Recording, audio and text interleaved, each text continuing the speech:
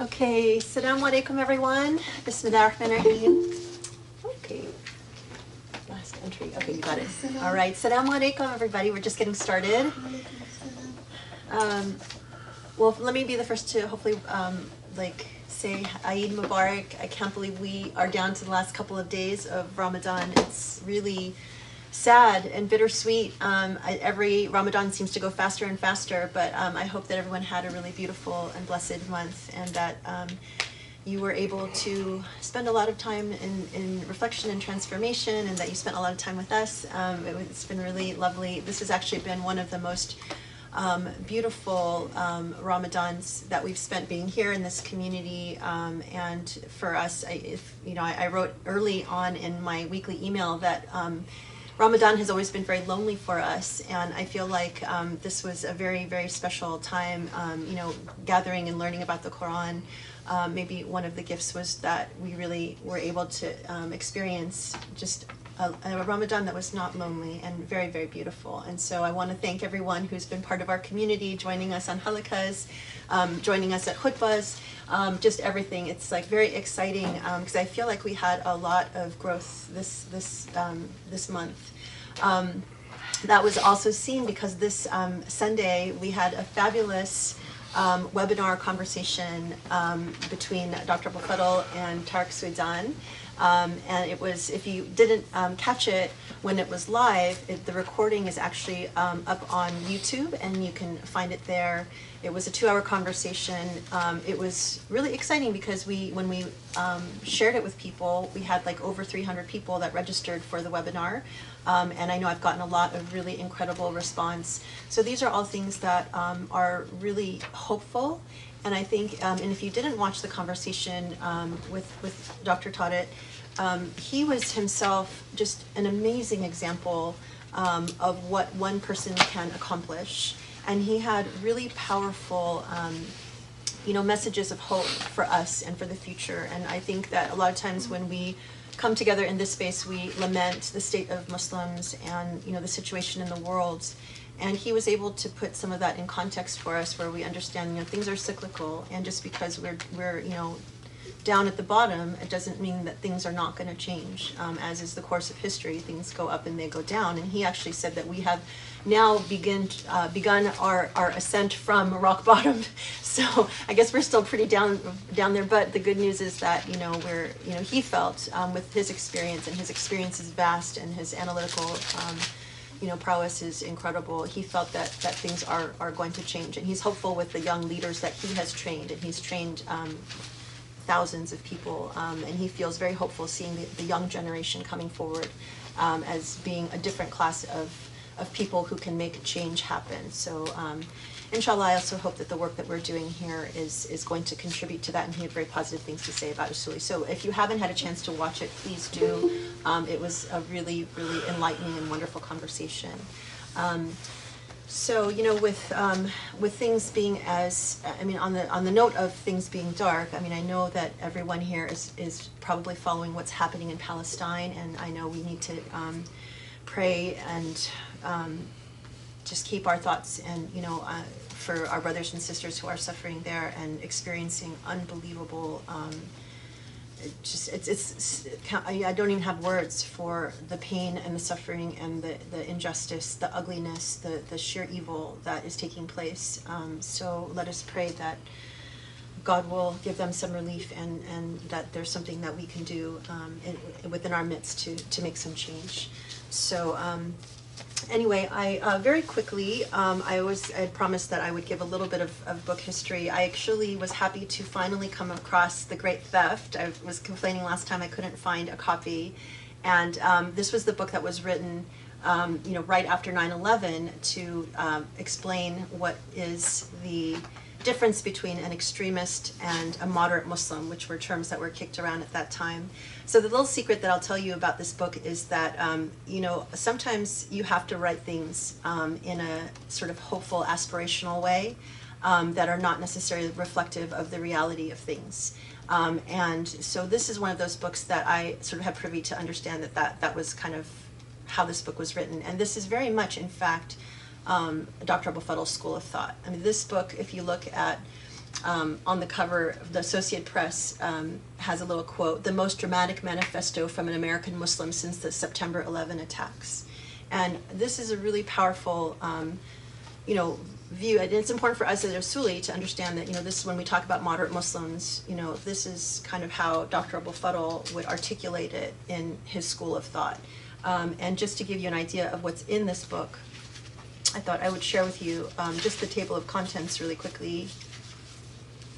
So as I mentioned before, it's in two parts. The first part of the book is history, and the chapters are Islam torn between extremism and moderation, the roots of the problem, the rise of the early Puritans, and the story of contemporary Puritans. So it really gives you a sense of how we got to where we are, the rise of Wahhabism. Of course, Wahhabism has morphed since then, but this was really important history that a lot of Muslims, I think, were not aware of.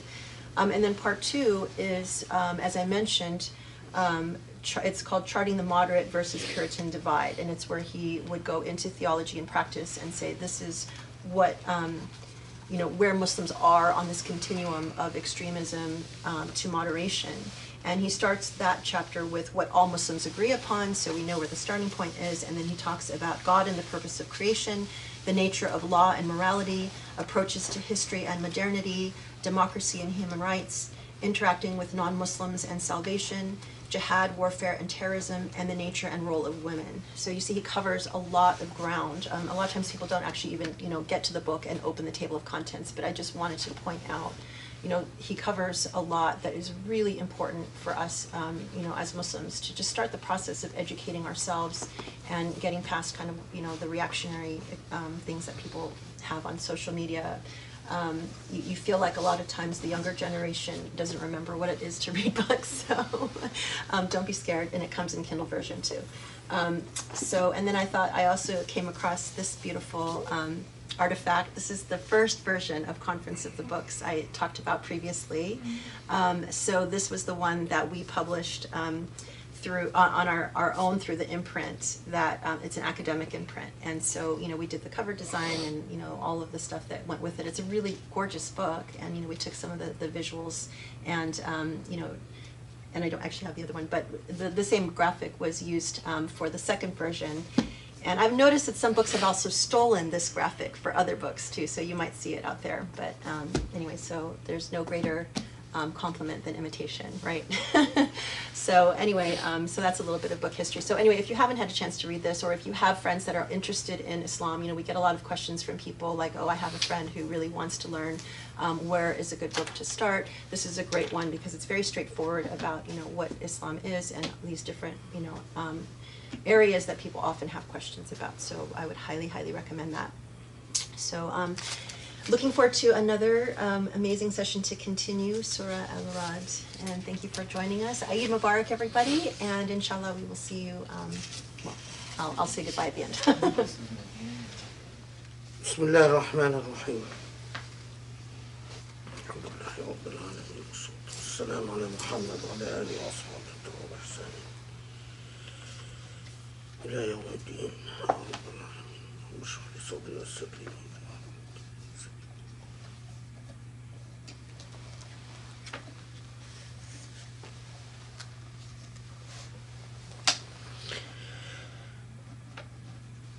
Okay, so inshallah today we will continue with Surah Ra'd, and inshallah finish it.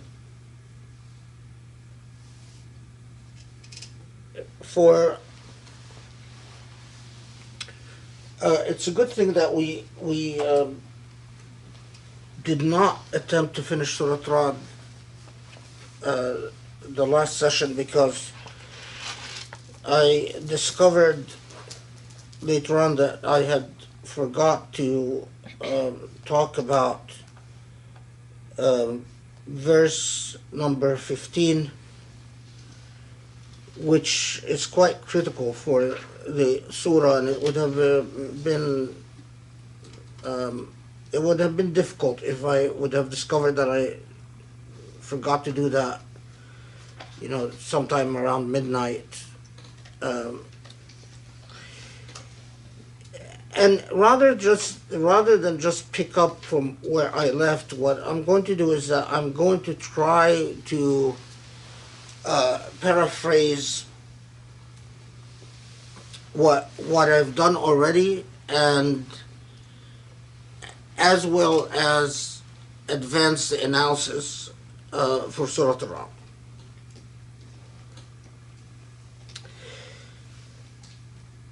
So,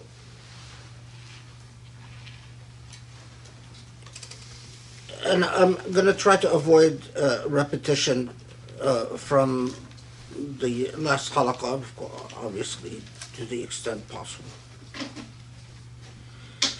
Alright, so Allah subhanahu wa ta'ala in Surah Al-Ra'd, we notice right away that it is a surah that is heavily anchored in pointing our attention to a Quranic Kawni, as we've said, the created Quran.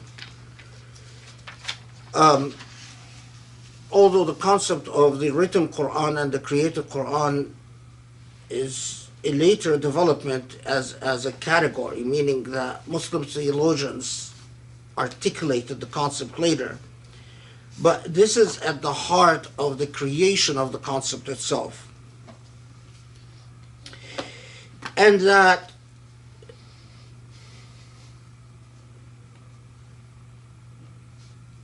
the surah begins with pointing our attention to the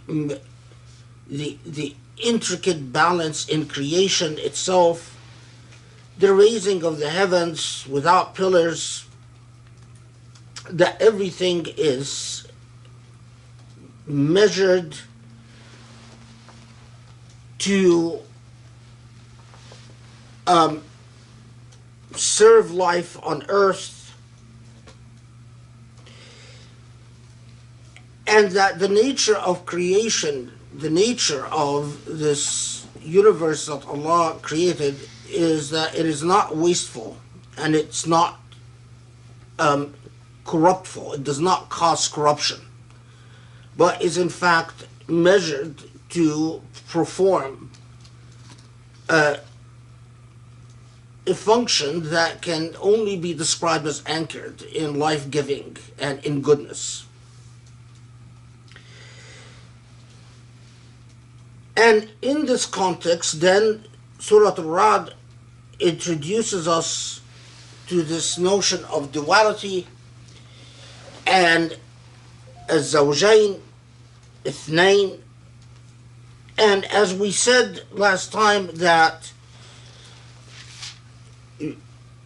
it doesn't necessarily mean that there's always female and male, or that there is for the purposes of procreation, but rather that there is something and its opposite. For the very nature of existence itself, so that even plants that procreate, plants that have sort of the female and male organs in the same plant, that they function like a positive and negative. And as we said, that there is, part of the plant is underground, part of the plant is above ground. But it doesn't, that notion of duality just doesn't stop there. And this is something that I didn't focus on last time. I think it simply forgot. It is not just, as we said, bitterness versus sweetness, or darkness versus light, or whatnot.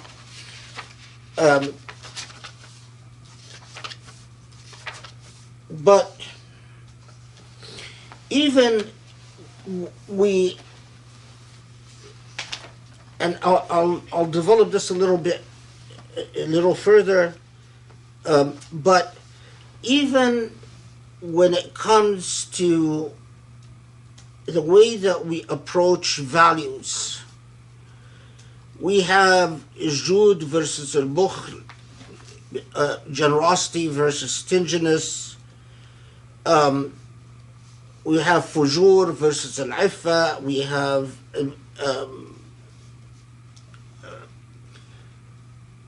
Iffa is sort of like modesty and being pure. Fujur is exactly the opposite of that. Jubn versus shaja'a, cowardliness versus bravery. Zulm versus al-adl, injustice versus justice, and so on and so forth. And as we will see, in every situation, it is not that we are confronted with the ultimate moral question, but there is always these choices that within these choices are the very nature of the secret of creation itself, or the logic of creation, the way that creation is organized and made to function. Okay. And then we said that in Surah Al-Ra'd that Allah points to the natural miracle that although the substance of life is the same, which the Quran points to as water, but the amount of diversity that emerges from that same basic substance is remarkable. And that reflecting upon the created Quran would allow you to see the harmony and synchronicity in creation that would require a remarkable amount of planning and purposeful organizing. But we also noted that the discourse of the Quran on water and creation, in Sufi-esque tradition, water is often taken as symbolic of something else. I'm not going to repeat the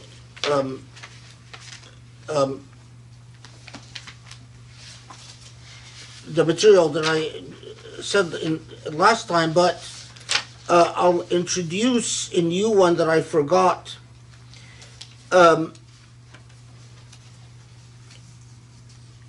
And that is some very interesting discourses on what they call ثناء الماء والأرض, that there is a duality also in that it is as if water itself acts like the agent that pollinates earth for life to exist. And in the works of some of the Sufi-esque tafsir, they talk about water is like the father figure, and the earth is like the mother figure. If you've ever, and that they go beyond that, and then they say that the Quran itself, the water, is symbolic for Quran, and that the Quran itself is the secret elixir that is required to inject life in the spirits and hearts and intellects of beings.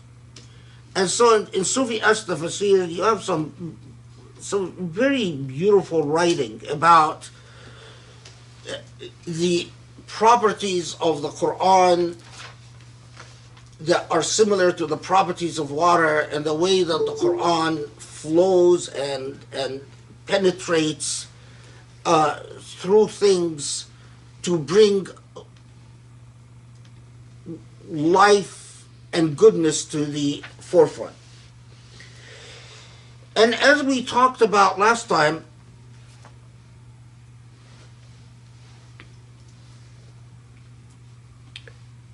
that the image of water filling streams and producing froth is also an important part of this imagery, because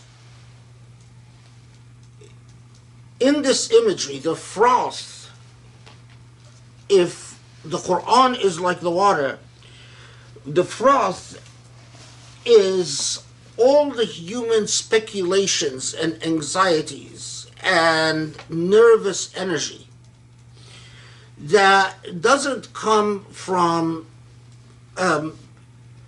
a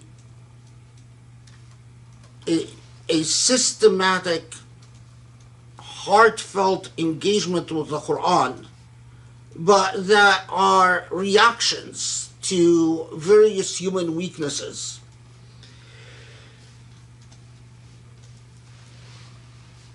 Now,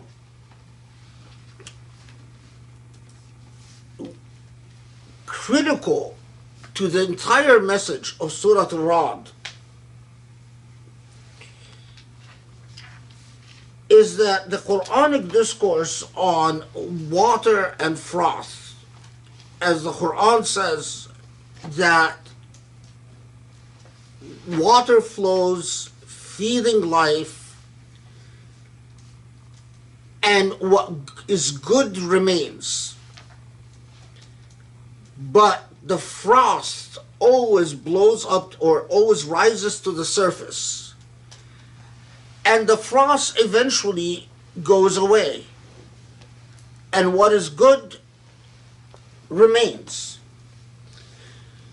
The problem, though, is that the frost is immediate and often the result of turbulence, and it is what you see at the very top and the very surface. And this is critical to the message of Surah Al-Ra'd, because Surah Al-Ra'd's message is about the nature of Islamic change. That Islamic change is not instantaneous, it is not overnight, it is not about generating froth, it is not about dazzles and glitter, or dazzle and glitter.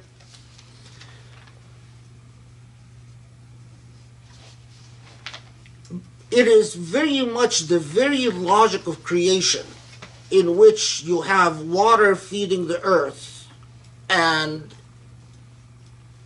to spark an incremental long process that then ends in fruit. And we've touched upon this before, that imagery in another surah. But it takes a process that, a healthy process for fruit to be produced, in the same way that it takes an entire process for water to remain on earth and for goodness that water brings to remain on earth while the frost evaporates. And then, as we said, that begs then the question of, well, what are the rules, or what can be done or should be done in order for this incremental, progressive process of Islamic change to take place, for the water to produce the goodness that it is supposed to produce, or if water is the Quran, for the Quran to produce the goodness that it's supposed to produce, for things to bear fruit, in other words. What are the rules for an Islamic engagement that generates this process? And as we said, in the last halaqah that we get these rules laid out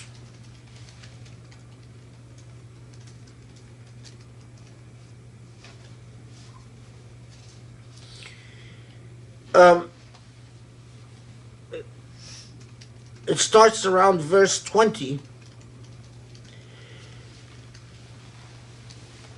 and first among these is honoring your covenant.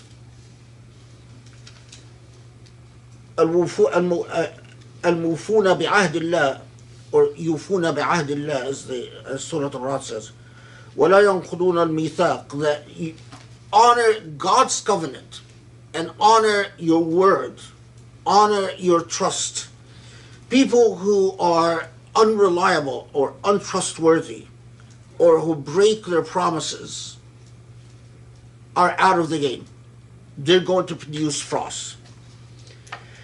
And as we said, يَصِلُونَ مَا أَمَرَ اللَّهُ بِهِ أَنْ يُوصَلْ, that you must be the type of people that connect what Allah ordered to be connected, not sever it. And we said, what are the things that Allah ordered to be connected? And as we said last halaqah, the examples we gave, that even cruelty to a chicken would be severing what God ordered to be connected. Leave alone relationships to parents, relationships to neighbors, relationships to treating other human beings kindly and justly, and so on. And beyond these two, then we had Surah Al-Rad mentioned perseverance and patience, prayer, which is classically always coupled with infaq, with spending in God's way. And Surah Al-Rad presents us with another one that doesn't get enough theological attention, especially among modern Muslims, and that is dar' as-sayyi'a bil-hasana, repelling evil with goodness. That we're not talking about law, and we're not talking about criminal penalties, and this is where a lot of people get confused when they fail to understand each surah in its proper historical place. Surah Al-Rad is about the creation, if you will, of an Islamic movement, the birthing of an Islamic reality. It is not about the running of an Islamic legal order. So, while in law, we often talk about that if there is harm, there has to be a response to that harm that is anchored in a punitive model. That's what we do in law. But for Islamic goodness, for you to create an Islamic civilizational project, these are the building blocks. And the building blocks cannot be, among the building blocks is, you cannot rely on the logic of vengeance, because vengeance will only generate an ample ugliness. When you have ugliness responded to with ugliness, you only get ugliness.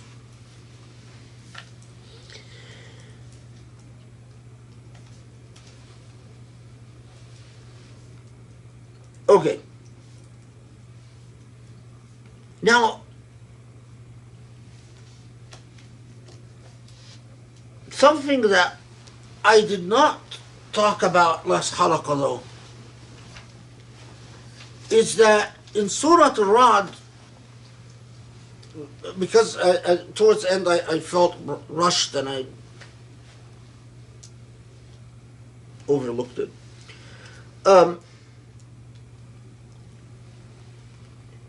Note that in Surah Al-Ra'd, Allah speaks about sending lightning and thunder, and we did talk about that in the Sufi-esque tradition, when Allah talks about lightning and thunder, a lot of the Sufi-esque tradition takes this as a metaphor. Lightning is a metaphor for the intensity of engagement that you could have with the divine, the thunder for the unsettling consequences, and then what follows the thunder is the process of growing into the divine, and that's we've talked about that. But the imagery of lightning and thunder, notice that what follows lightning and thunder is rain. And in my view, in my engagement with Surah Al-Ra'd, what I take, what Surah Al-Ra'd is saying about lightning and thunder is, look beyond the lightning and thunder. That the lightning comes, it's impressive. It generates fear. It generates, the dazzle effect. You see the lightning might even strike someone. In other words, the lightning are these, intense acts of high energy, like rioting, like violence, like clashes, like whatever. And thunder, again, acts that are extremely unsettling. But that's not the issue. The issue is what happens after the lightning and thunder. What are you going to do with the rain falling afterwards? If you are unable to channel that rain into riverbeds that bring actual growth, then the project is a failure. Because so many people, when they think of change, they don't think beyond lightning and thunder. They think about, you induce the shock act, the act where you spark a bit of change through shock value. But what comes afterwards? Which, very interestingly, we had the halaqah on Saturday, and then the conversation with Tariq Sudan on Sunday, and it overlapped with something that Tariq Sudan said that caught my attention.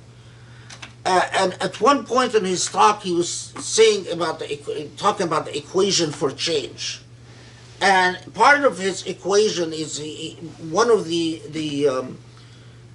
elements of his equation was plans for the future.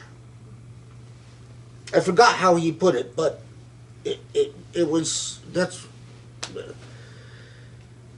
and this overlaps quite remarkably with Surah Al-Ra'd, or at least my understanding of Surah Al-Ra'd, because Surah Al-Ra'd is always was, with all due respect to the Sufi-esque tafsir or the Sufi-esque approaches, Surah Al-Ra'd from the very beginning is talking to you about the created Quran. And the created Quran teaches us about Allah's Sunnah in creation. And Allah's Sunnah is telling us about how we can nurture goodness within and without. And the theme in Surah Al-Ra'd that is persistent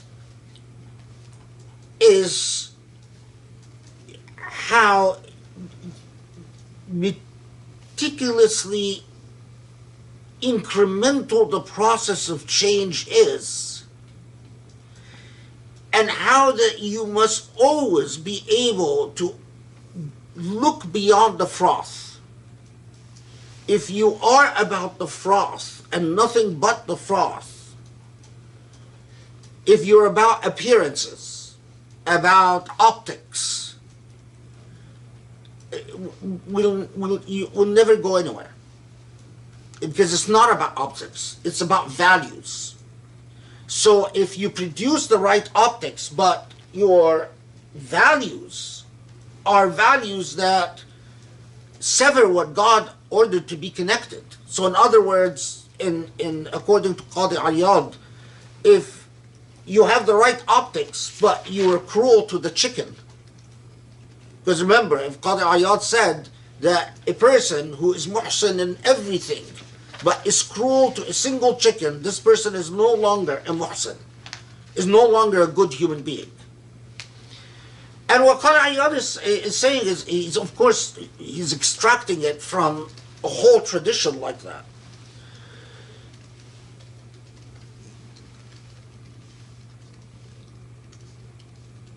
It is about values and the way values work. Values are indivisible. So having patience is necessary for prayer. But spending in God's way is necessary for prayer, and prayer is necessary for spending in God's way. It's all interlinked. That if you start breaking these values apart, the entire edifice falls. And I've always been struck by the entire discourse about the lightning and thunder, and then the way that Allah subhanahu wa ta'ala tells us that, and from this lightning and thunder, it's the rain that falls that starts flowing in riverbeds. And I think to myself, the lightning and thunder is so quick, but the rain that falls, that starts flowing in riverbeds, and the riverbeds start feeding the land, and the land starts growing vegetation, and vegetation eventually produces thimar or fruit. That's a long, protracted process. And if I am completely focused on the lightning and thunder, so if, for instance, I am exhilarated by the lightning, but I'm unable to concentrate on capitalizing on the water that falls, or if I'm terrified by the thunder and I run away, and I'm unable to capitalize on the water that falls, all is lost.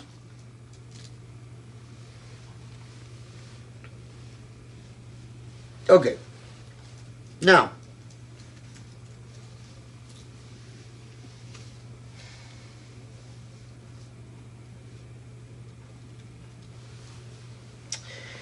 I want to take you back then to verse 15.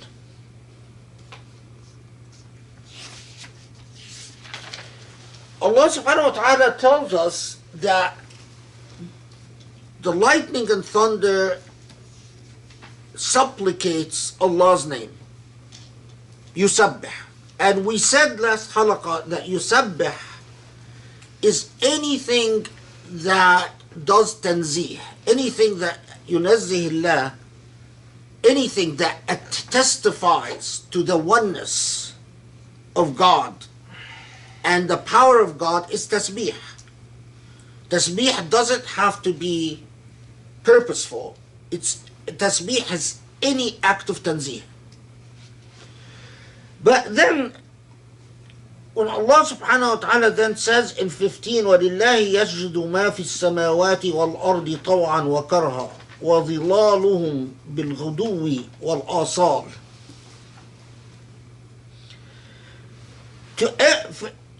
Everything in the heavens and earth prostrates before Allah, whether willingly or unwillingly. وَظِلَالُهُم, and their shadows.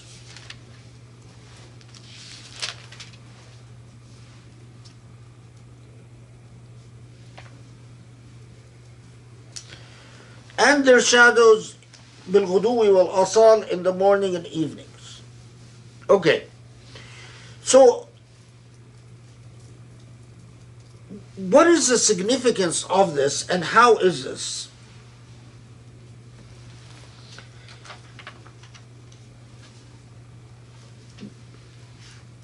On the one hand, if we can understand prostration, the heavens and earth prostrating to Allah, that, as the verse says, whether willingly or unwillingly. So at one level we can understand this as saying that whether willingly or unwillingly, Allah subhanahu wa ta'ala is supreme and sovereign. And that it is as if Allah is saying, if Allah would have willed, everyone would prostrate to Allah. And this is in fact how the traditional tafsir understand this verse. As you probably would guess, in Sufi-esque tafsir, this takes a much there is a much larger engagement with this concept.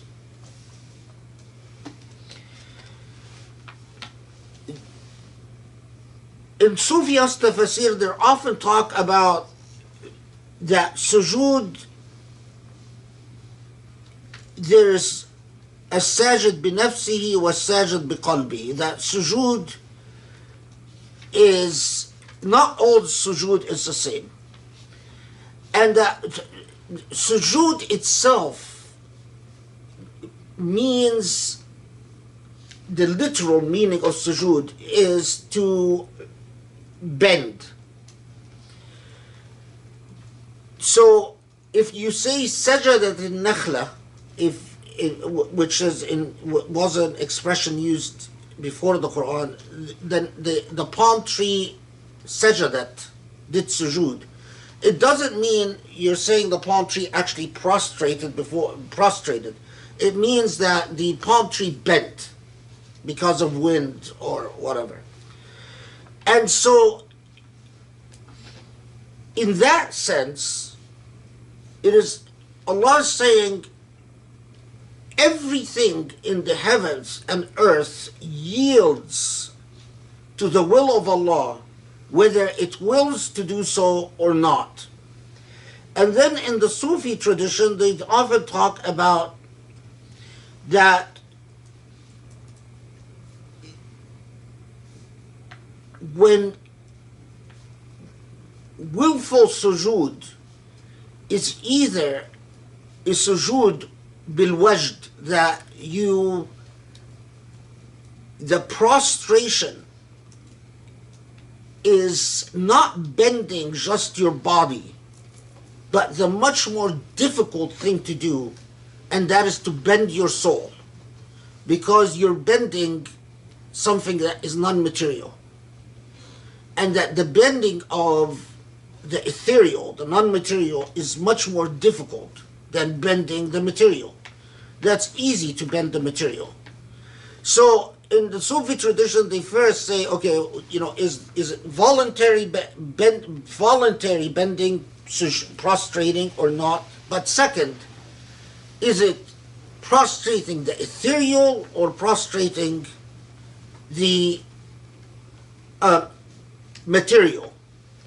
And if it's prostrating the material, that's only the most superficial level.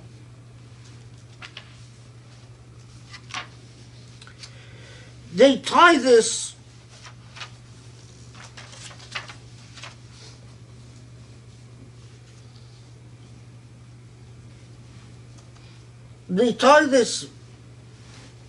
most frequently, this whole issue of the nature of prostration to the nature of dhikr itself.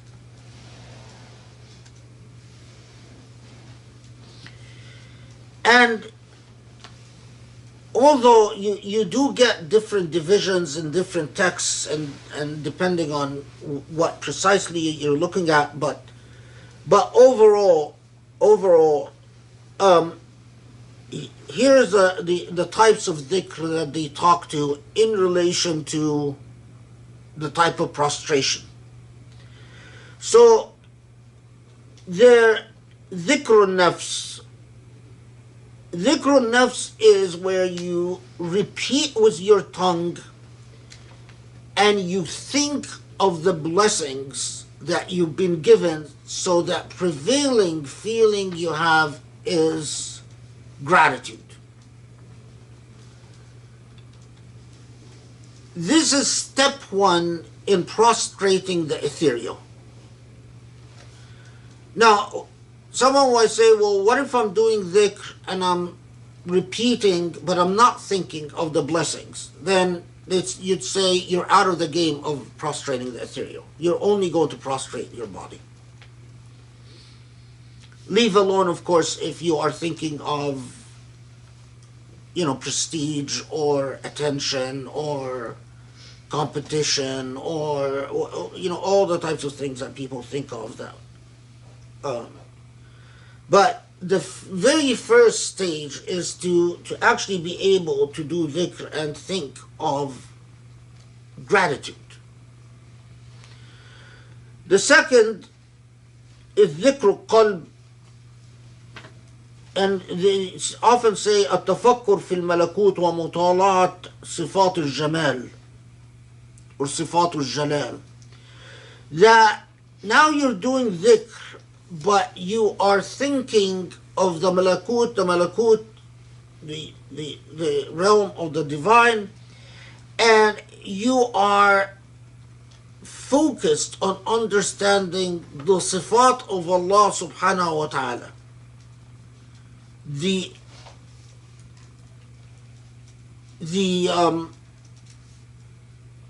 beatific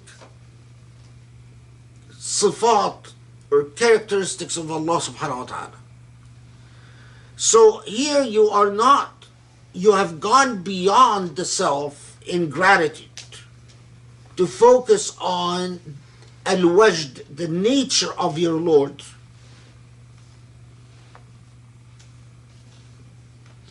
Third is dhikr sir, where having gone beyond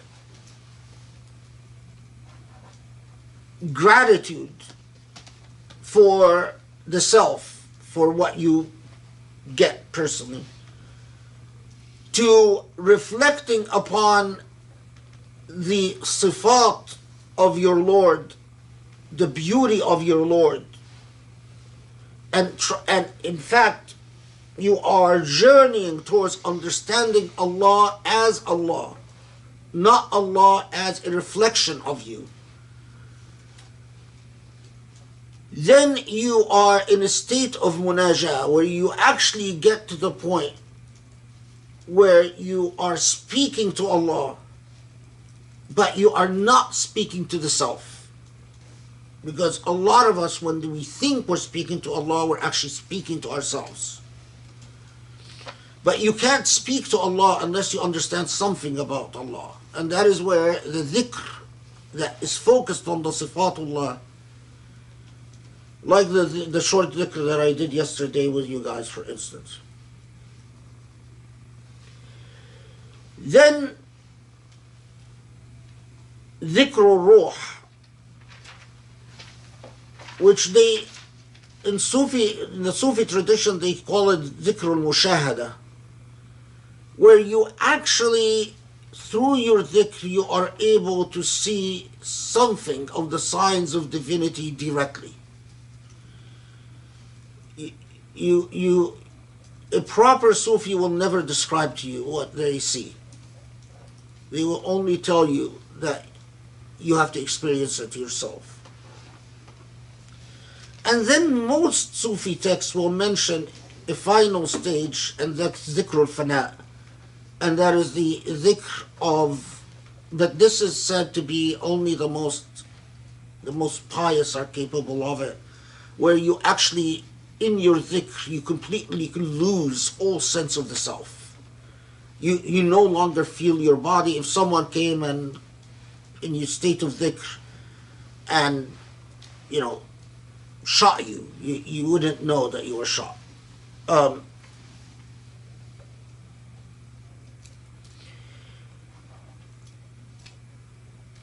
Now, remember in Surat al-Ra'd, one of the most powerful ayahs, أَلَا بِذِكْرِ اللَّهِ تَطْمَئِنُّ الْقُلُوبِ. It is with the remembrance of Allah that hearts are comforted. We've talked about this last halaqah. So here's some language, and don't ask me where I got it from, because I found it in some old notebook, and I had scribbled it in really bad handwriting. I have no idea where I got it from. It says, النفس تضطرب بظهور صفاتها وأحاديثها وتطيش بذلك فيتلون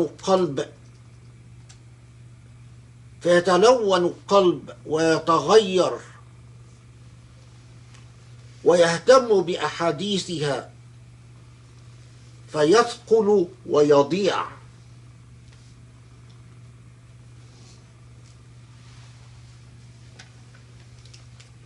فإذا ذكر الله ذكرا حسنا بذكر القلب وذكر السر استقرت النفس وانتفت الوساوس. So what he's saying is that the self is often burdened and weighed down by its own characteristics. أحاديثها, its own obsessive narratives. You are constantly talking to yourself, but what you're constantly telling yourself most of the time is nonsense. It's like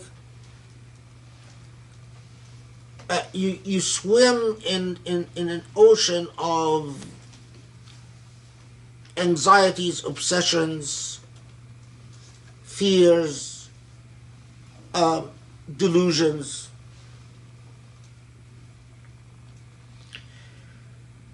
And because of that, the heart is constantly poisoned. And because the heart is constantly poisoned, the heart is also constantly lost.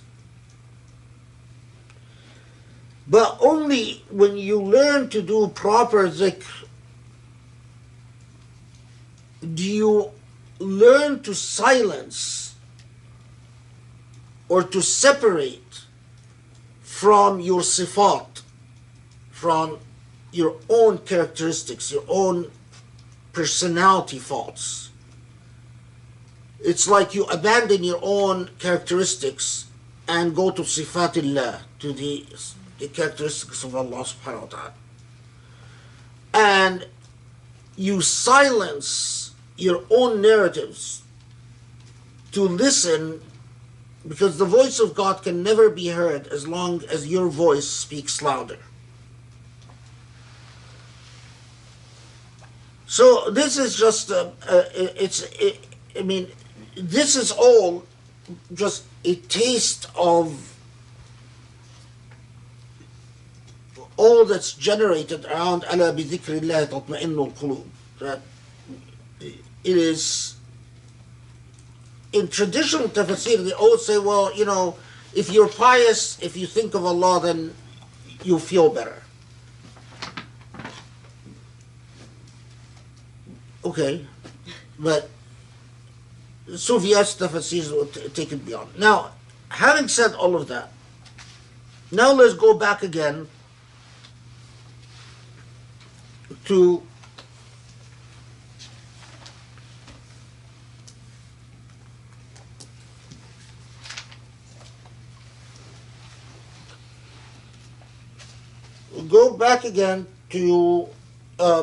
verse 15.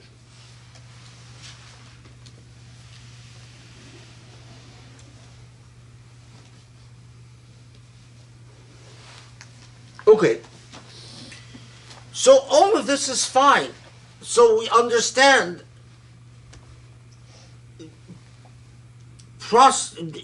everything in the heavens and in the earth prostrates before Allah, whether willingly or not. We understand what prostration means. We understand something about how the Sufis, the Tafsir, talk about prostration, and that a lot of people who prostrate voluntarily are only prostrating physically, but not prostrating their ethereal soul, or the prostration of energy, if you will, which is much harder. However, you notice in verse 15 is that mention of shadows, that they prostrate and their shadows prostrate. And this has caused a tremendous amount of pause and discussion in the Islamic tradition. Why the mention of shadows?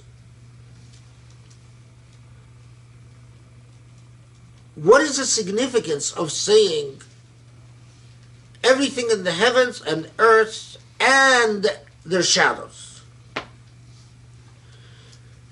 And in the traditional tafsir, they will often say something like, well, it means that if you are prostrating willingly, your shadow prostrates willingly. If you're not prostrating willingly, your shadow is not prostrating willingly. Okay. I mean, yeah, it doesn't take us very far, right? In Sufi Tafsir, there's a lot of a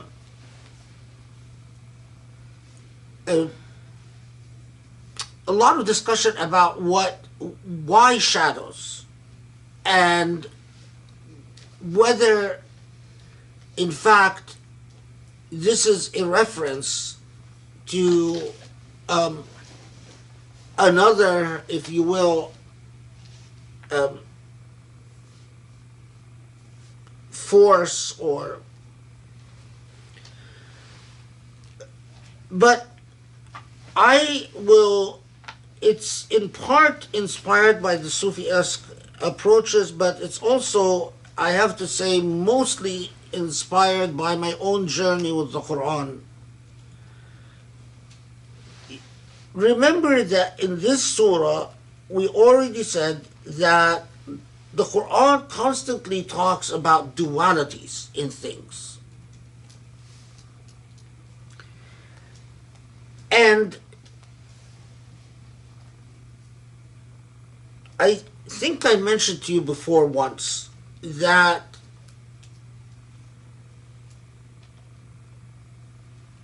in this surah also, before I get to that, we talked about the mu'aqibat, that that word that the Quran uses, that there are mu'aqqabat behind you and ahead of you, and we said that in the traditional tafsir there is a discussion about whether the mu'aqqabat are angels, whether there are your traces, your legacy, your footsteps that you leave. That's all was in the past halaqah, right? But mu'aqqabat also, as we said, can be something that accompanies you. It stays with you. And here we have a mention of shadow.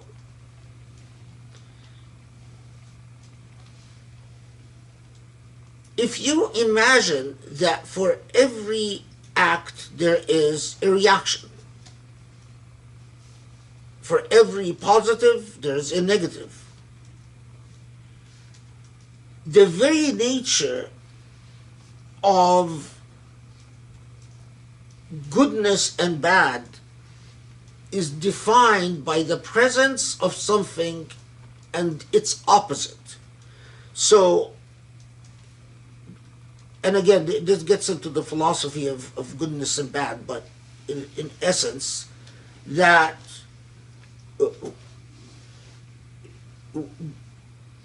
what do we need for cruelty to exist? An absence of mercy. As simple as that. What do we need for injustice to exist? The absence of justice. What do we need for ugliness to exist? The absence of beauty.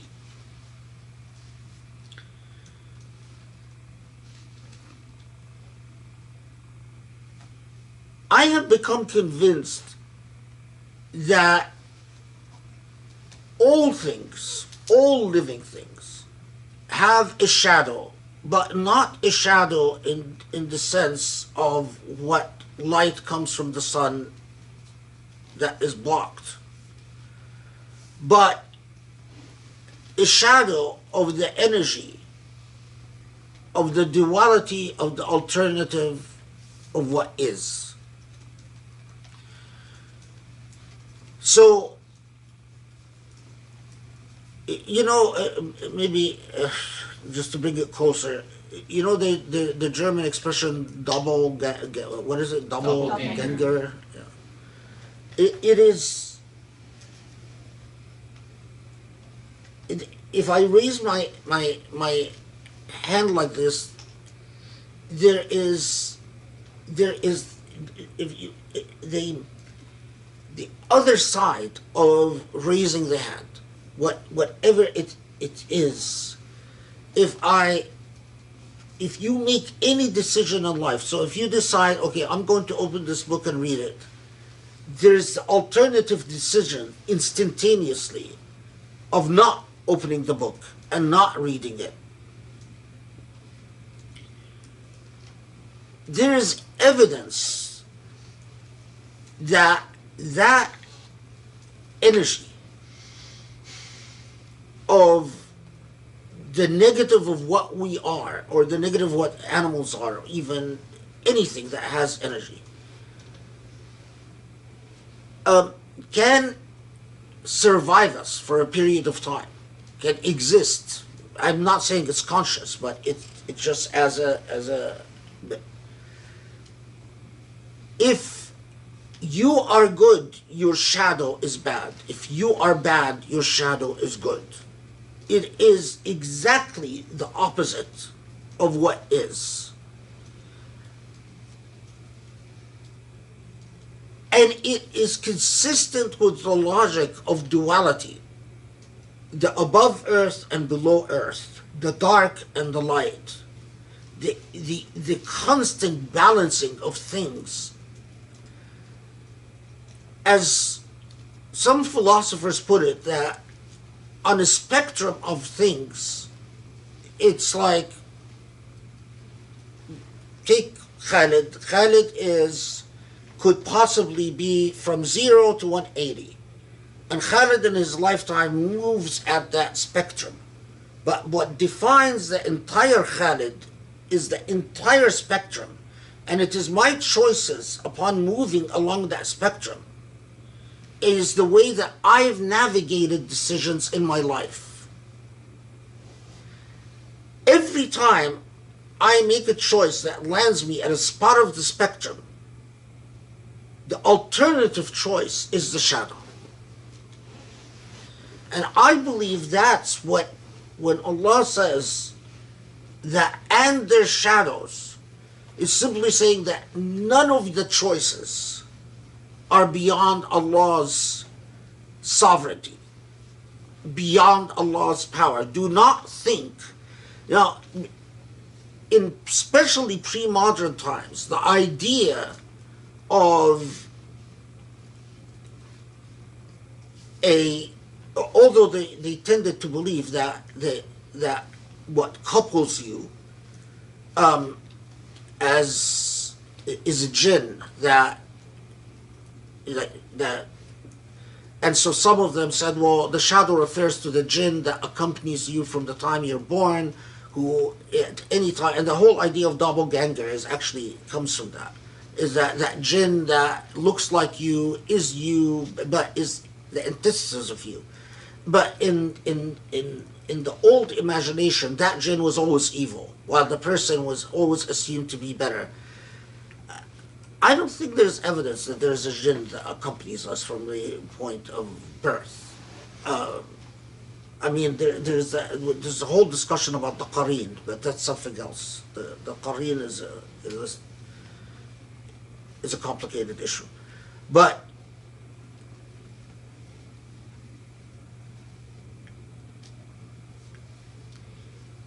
anyway, Allahu Alam. But I think it sustains, it's consistent with the logic of duality that we find throughout Surah Al-Ra'd and throughout. Now, there's another thing about this duality. And again, if you don't, I'm not taking you in a philosophy lesson, but I'm just going to put it out there, and then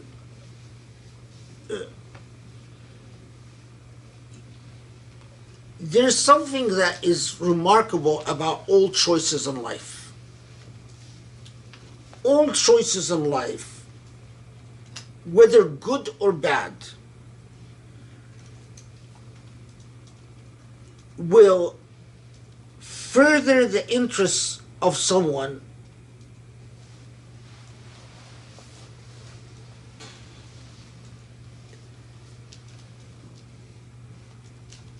all choices of life, if within a paradigm of scarcity, will always further the interests of someone at the expense of someone.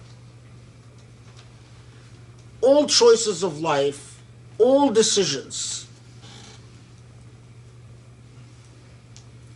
will tend to leave someone happy at the expense of someone being less happy.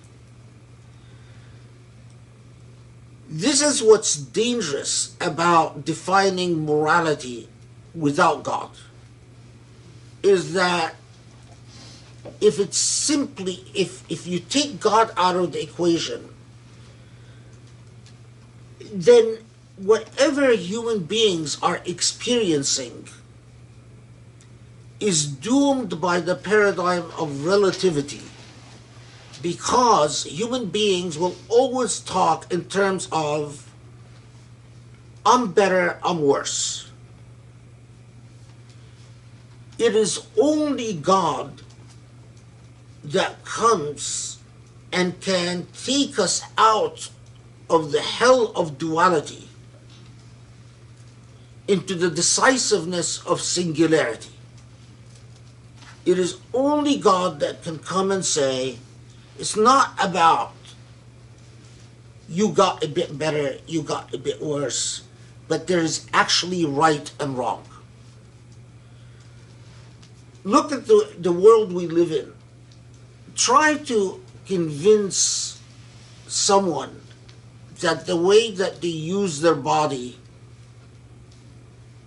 to the way that they commercialize their body, the hardest argument to make is to philosophically convince someone that commercializing their body is morally wrong. Because in terms of cost and benefit, they say, well, if I prostitute myself, what does morality have to do with any of it? If it's consenting adults, what do you always get about the typical argument you get that sustains all moral relativity is consenting adults. Well, between consenting adults, what's the problem? It is always the cost of, well, who benefited some, who lost some. And as long as we're stuck with that, we are locked within that paradigm of relativity. It is only the intervening of a supreme third party that can take us to the point of absolute moral value, judgment. Anyway, but I think that Surah Al-Ra'd itself points our attention to that it is only the supremacy of Allah that takes us beyond the realm of froth and the world of froth to the world of actual life, living water and rivers.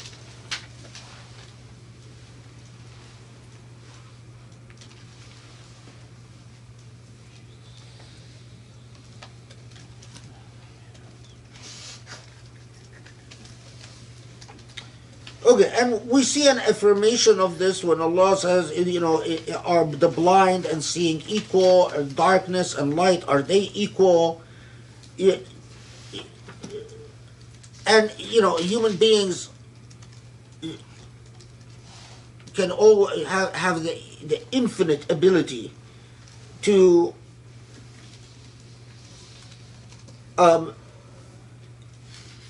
within these dualities, to say, well, what's light, what's darkness? It is only Allah that can get us to the point of absolute moral judgments. Anyway, this is, if as you go on,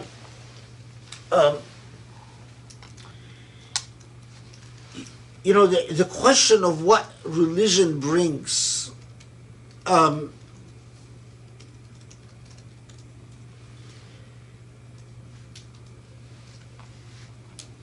This is very important to that whole idea and that whole issue.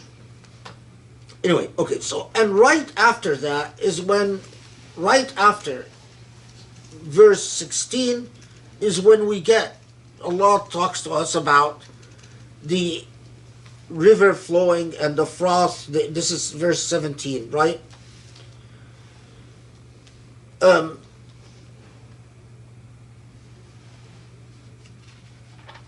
And notice 18, when الَّذِينَ اسْتَجَابُوا لِرَبِّهِمُ الْحُسْنَى, when Allah says, for those who answer the call of their Lord, is al-husna, is goodness. It's consistent exactly with what we've been saying. It's like you are not going to be able to even reach the paradigm of goodness unless you anchor it in a path to God. Okay. What time is it?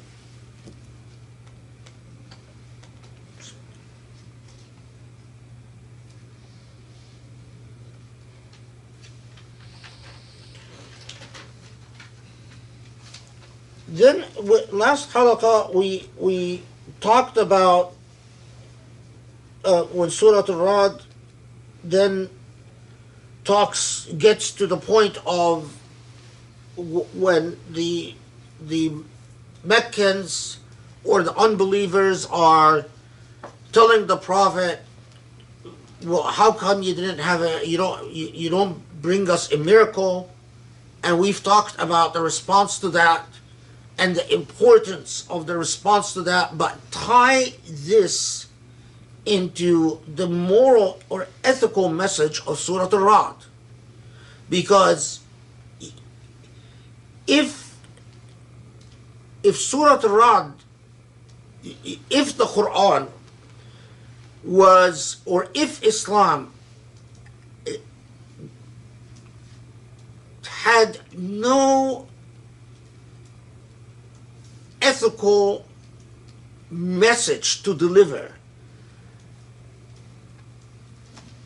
then relying on miracles would be acceptable. I mean, if it's simply positive laws and commandments, do or do not do, then you do a miracle.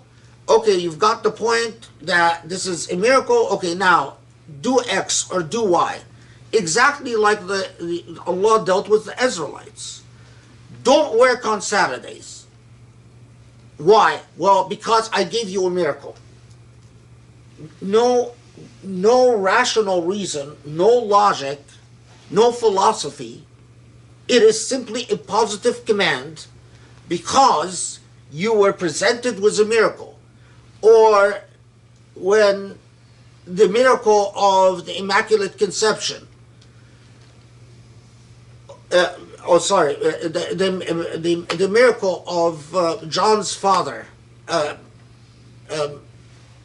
being able to have a child at such an old age, and he gets, tells Allah, give me an ayah, and he says, ayatuka an la tukallim an-nas, that your ayah is don't talk to people.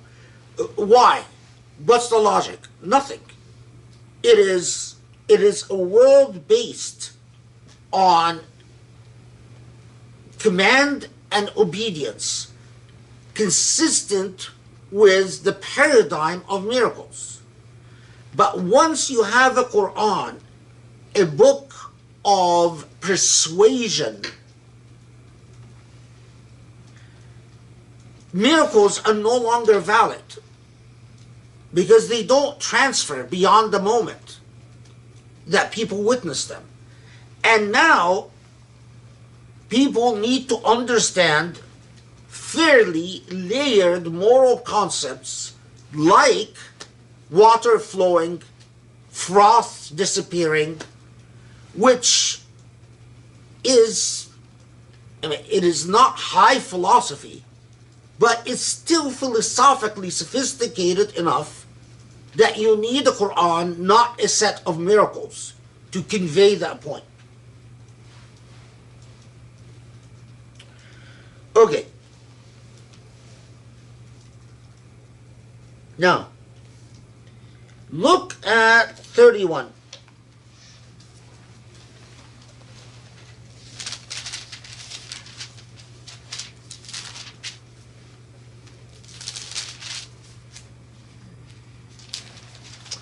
Now, Ayah 31 is fascinating, and I'll tell you why. Were there a Quran whereby the mountains were set in motion, or the earth was cleft, or the dead were made to speak?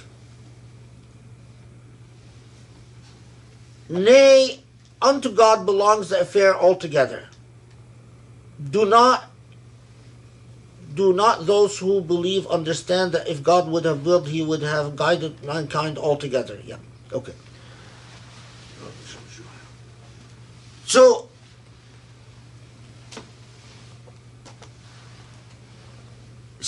ولو أن قرآنا سيرت به الجبال أو قطعت به الأرض أو كلم به الموتى بل لله الأمر جميعا. So, but if there was a Quran that mountains were made to move, or قطعت بها الأرض, how did they translate this? Or the earth was cliffed, the earth was torn by that. أو كلم به الموتى, that spoke to the dead. لو أن, if there was Okay, no, the first thing you notice is that it says if there was a Quran, but it doesn't tell you the rest of it. So if there was, okay, then what? It simply says, بَلْ لِلَّهِ الْأَمْرُ جَمِيعًا. No, it is all up to God. But then if you're paying attention, you'd say, well, wait. If there was a Quran that did all these things, it would have been up to God. So what am I missing here?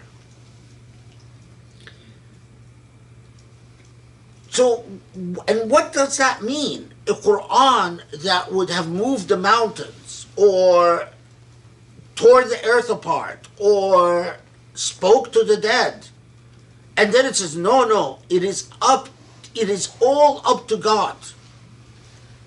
Now, in traditional tafsir, the way that they read this is that they say, well, basically, Allah is telling the Meccans that, if God would have willed, you would have had all the miracles that you wanted. And instead of a Quran that just speaks to you, God would have moved mountains, spoke to the dead, did all these miraculous things, but it's all up to God. But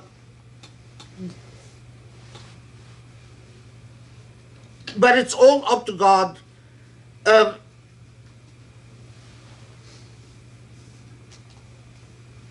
if God would have wished, God would have guided everyone. The only problem with the traditional tafsir is that God says plenty of times that if God would have willed, God would have done X, Y, and Z.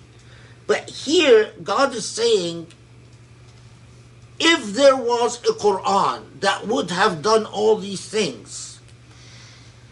So it doesn't seem to be saying that simple point that if God would have willed, God would have moved the mountains and torn the earth and spoke to the dead. But specifically, a point is being made about the Quran itself.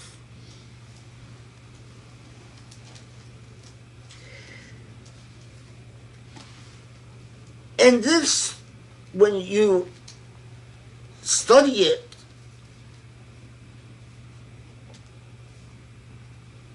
it's saying something that Surah Al-Ra'd already tells us. Listen, the Quran is not there to move mountains or to speak to the dead or to tear the earth apart. Don't think that the Quran is like hocus pocus magic. It is not there for you to think that you're going to recite it, Allah is going to give you victory, and you are going to have a utopia, or you're going to have all the people believe. The way that the Quran works is very different than the way that miracles work. It is, you want to understand the way that the Quran works, understand the way that water flows and feeds the land and grows its fruits, and the way that we get rid of froth. Remember what we said last halaqah, when human beings interfere with water, there's even more froth. And sometimes a froth that is actually a pollutant, and then we need to actually remove the pollutant purposefully. We talked about this last halaqah. Here, in my view, It's Allah subhanahu wa ta'ala is telling us bluntly, if you're going to approach this Quran as if it is a miracle worker, you know, that miracle grow things, I saw these commercials, or like you put something and then it miraculously grows. Yeah. If you're going to think that you're buying one of these miracle growers, well, the Quran doesn't work that way. Then Surah Al-Ra'd, it comes, remember again, consistent with our methodology, that every surah came to speak, to teach Muslims at the time and Muslims forever, a critical message about God's objectives on earth. You are going to need to build a civilization, but it's not about, you know, lightning and thunder and dazzlements and overnight things, and it's not about that. Think of something very simple. The Prophet ﷺ has captives of war. He says to them, a lot of the captives couldn't afford to buy their freedom. So he says to them, okay, teach a Muslim to read and write and you're free. Only someone whose intellect is the Quran like that would think that way. Because if, you know, think about it. You yourself can't read and write. Two, you're living in a state of siege. You're in Arabia and everyone wants to kill you. The Persians want to kill you, the Romans want to kill you, the Arabs want to kill you, everyone wants to kill you. And what are you interested in? What are you concerned about? Teaching your friends to read and write. Now this friend could go to war tomorrow and get killed in battle. And all the reading and writing that he learned could avail him nothing. And the irony, he could get killed by the same person who just taught him to read and write. But this is a man whose intellect was the Quran. He doesn't think like our idiotic leaders today in terms of cost and benefit, but in terms of values.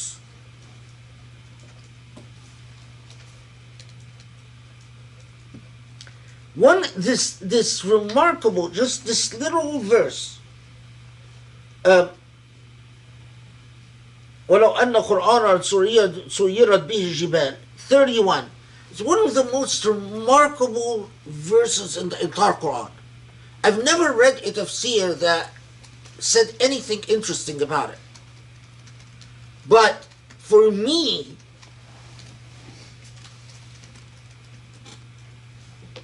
I remember it. I couldn't sleep an entire night because of verse 31. It's like, oh my God, Allah says it, just tells us point blank. This is a new age in the history of humanity. Bismillah ar-Rahman ar-Rahim. Are they unmuted? Yes, Yeah. we are.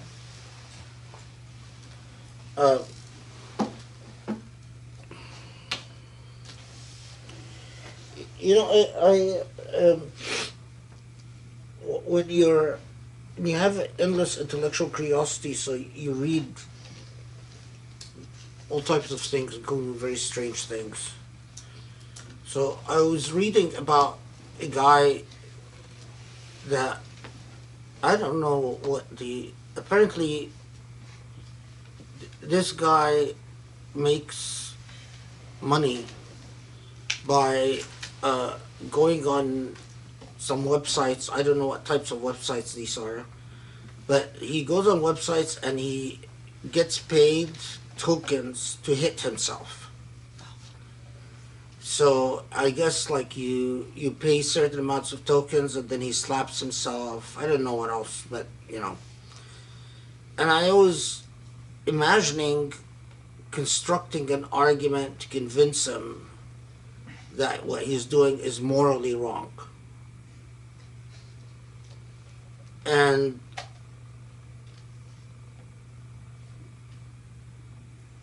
it's very difficult. It's very difficult to construct an argument to convince someone like that what he's doing is morally wrong. As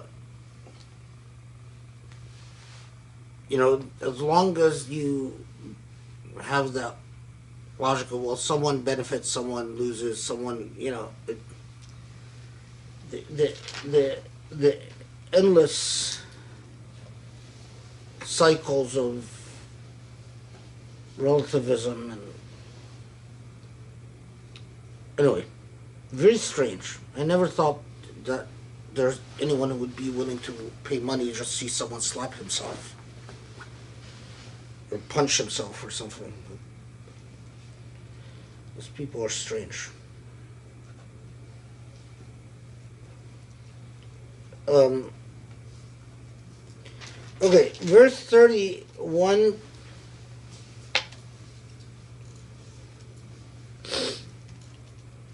The reference, let's see, study Quran. It says, and those who disbelieve calamity will never cease to befall them because of what they have been wrought, or alike close to their abode until God promises come. Most commentators say that this is a reference to that this is Allah telling the Meccans that to reflect upon the fact that they are in relative safety while there are constant calamities that befall those around them. And then some take it to beyond the Meccan context to say that,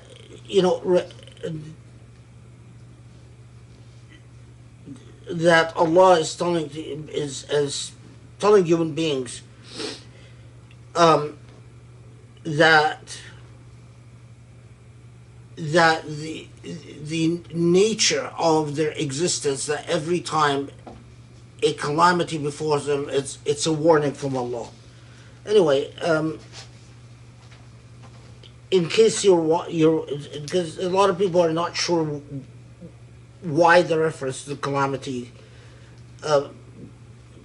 If you understand it as speaking to the Meccans, and then possibly a reference to Allah's constant sending of messages of warning that remind us of our own lack of independence, then it would not be an issue. Okay. 36. Those who said that Surah Al-Ra'd is a Medinian surah often cite 36 because of the reference to the Ahzab, which in the Medina period, we know what the Ahzab are. If Surah Al-Ra'd is a Meccan surah, then 36 that reference to the Ahzab, when it says that some of the Ahzab deny parts of the revelation, then it would be a reference to Jewish and Christian communities outside of Mecca, and that would be the earliest reference in the Quran to the Ahzab. If Surah Al-Ra'd is Medinian, then we know that the Ahzab were the parties outside of Medina that had a very turbulent relationship with Muslims in Medina.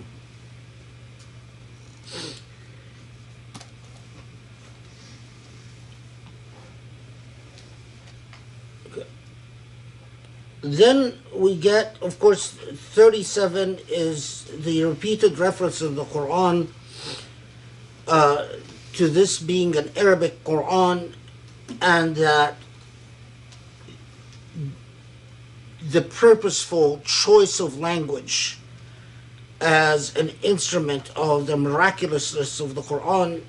And if that's hardly surprising if you know enough about the Arabic language. But the verse I will pause at is 38 because of the discussion around 38. وَلَقَدْ أَرْسَلْنَا رُسُلًا مِّن قَبْلَكَ وَجَعَلْنَا لَهُمْ أَزْوَاجًا وَذُرِّيَّةً وَمَا كَانَ لِرَسُولٍ أَن يَأْتِي بِآيَةٍ إِلَّا بِإِذْنِ اللَّهِ لِكُلِّ أَجَلٍ كِتَابٌ. The previous prophets had wives and a lineage. It is said that the reason or that the occasion or that it's not clear whether it was an occasion for revelation or whether in fact it was a debate that arose about this verse after its revelation. And again, this goes back to the Medinian Meccan period debate, is that you get these reports that some Christians and Jews, like the Islamophobes of today, criticized the Prophet for his multiple marriages. And they said that if he was a prophet, that he would not have married a number of times or married several women. Of course, we know that this doesn't happen till the Medina period. Now, it is possible that this verse was revealed in Mecca, simply saying that all prophets were just like regular human beings, going to the market, so on and so forth, and marrying and having children. And then the debate about this verse, or the criticism directed at the Prophet that he had married more than one wife, arose later. That's definitely possible. Of course, in the classical sources, numerous Quranic commentators respond to this by saying, well, these Christian and Jews who criticize the Prophet for marrying multiple wives ignore the fact that all the biblical prophets, except Jesus, married. Dawood was reported to have had 100 wives. Sulaiman was reported to have had 500 wives. Although these are obviously biblical exaggerations, I doubt very much that they had that many wives. But that in the Bible itself, or the biblical tradition itself, polygamy was a well-established institution, and in fact, it is true that the first time that polygamy is restricted within a religious tradition is in Islamic law.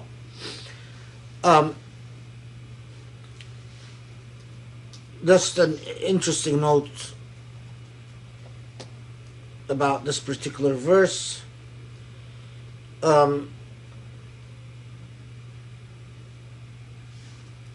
Okay. Verse 41. Let's see how they translated that one.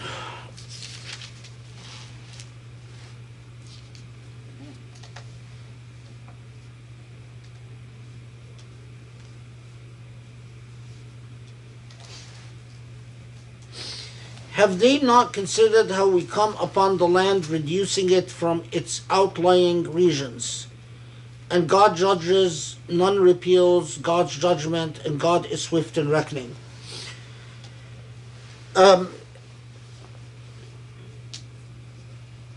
ألم يروا أن نأتي الأرض ننقصها من أطرافها.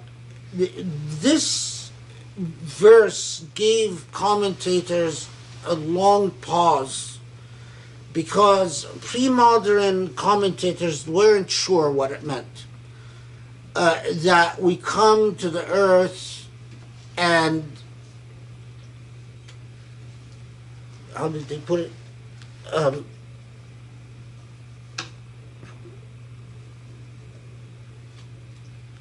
Reducing it from its outlying regions. And in traditional tafsir, they said, well, it must mean that haven't they considered the fact that more and more people are entering Islam? And so by more and more people entering Islam, then the number of non-believers is decreasing, and it must mean that. But of course that didn't fit well, because if it meant to say that the number of non-Muslims or number of unbelievers are decreasing, it would have said that, instead of we come to the earth and reducing it from its outlying regions. So, and many just said, well, we're not sure what it means. The reason it's interesting is really for the people who wrote about the scientific miracles of the Quran. That, and again, that's not my field, so I don't feel comfortable talking about it, but just from what I've read, is that apparently scientifically that's correct, that the landmass is constantly being reduced, and as more and more land go under the ocean.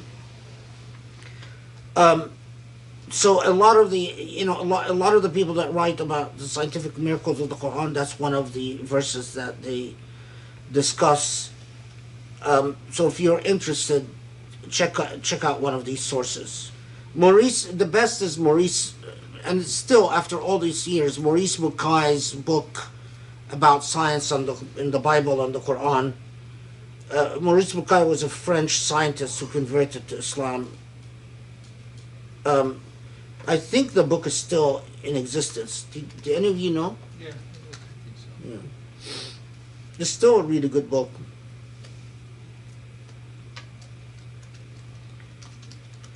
Okay.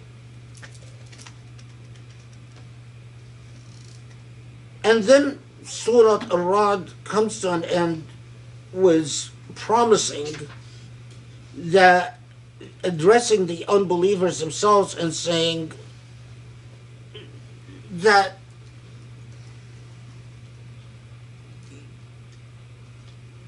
don't forget that God, that this earth belongs to God, and that you plan and God plans. And I want to say something about makr alladhina min qablihim فَلِلَّهِ الْمَكْرُ جَمِيعًا. This idea of makr that we find in Surah Al-Ra'd, and we find it in several other surah as well. A lot of times that is translated as God is plotting and you plot, and God is the best of plotters, or you plan and God plans and God is the best of planners. But makr doesn't, in modern Arabic, makr has the connotation of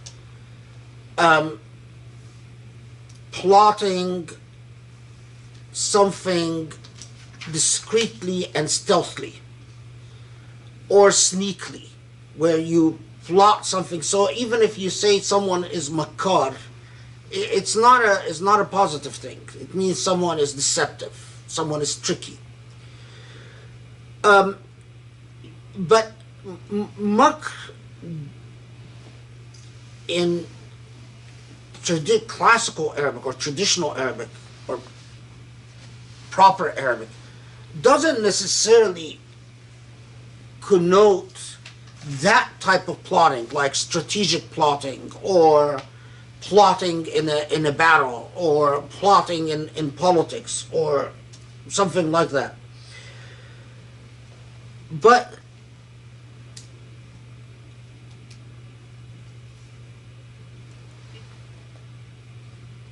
makr is the term itself. It's like saying you think you are in control and God controls, and God is the best of controllers. It comes from the origins of kar, that moving with direction, moving with purpose, with objective. So you think you know where you're going, and God knows where things are going, and no one knows better than God. And that is then entirely consistent, the way that Surah Al-Ra'd closes with its entire message, in this whole notion of long-term nature of things, the long-term movement of things, the nature of growth, and the nature of progress itself. And of course the last verse where Allah subhanahu wa ta'ala say, to the Prophet himself, because don't worry about whether they believe you or not believe you. Ultimately, God is sufficient for your sense of certitude. And this, of course, extends well beyond the Prophet.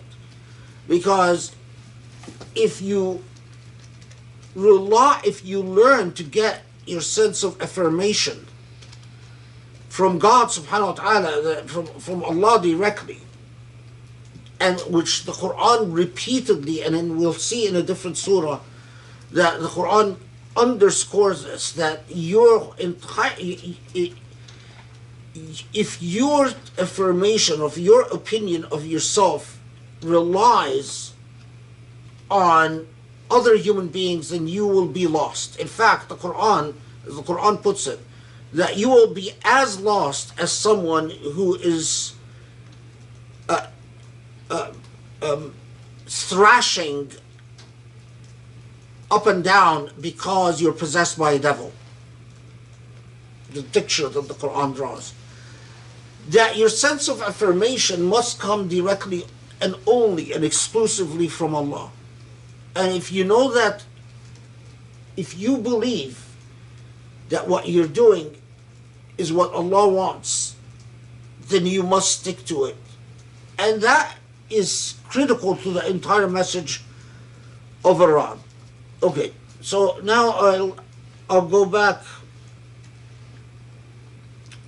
and summarize what Iran leaves us with.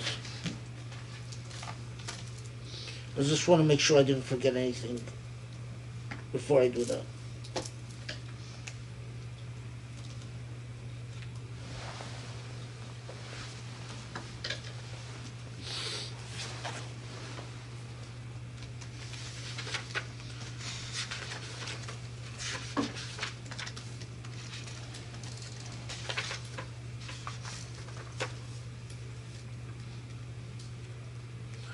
Okay.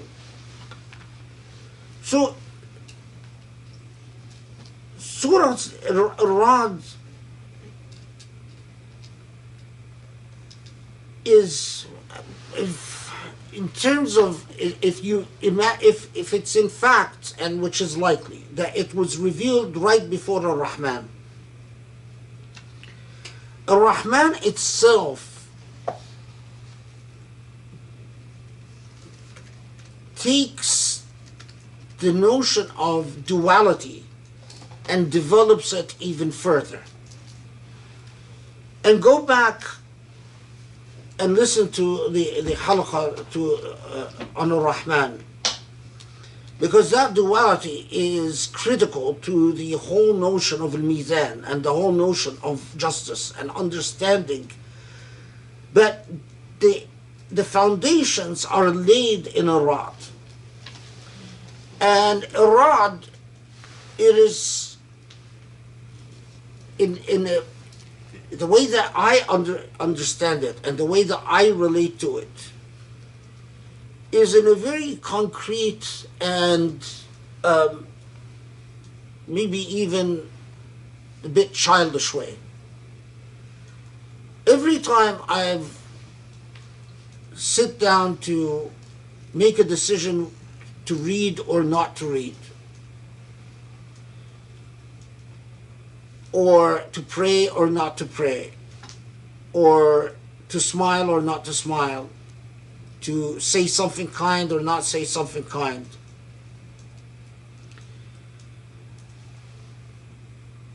I am in fact reminded of a rod, and I ask myself, what do I want to be my affirmative self and what do I want to be my dhil, my shadow? If I read, the shadow is me not reading. If I don't read, the shadow is me reading. If I pray, the shadow is me not praying.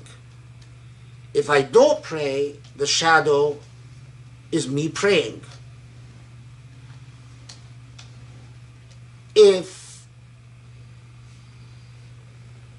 In everything, if you give charity, that's your affirmative self, and the shadow is not the charity, is not giving charity.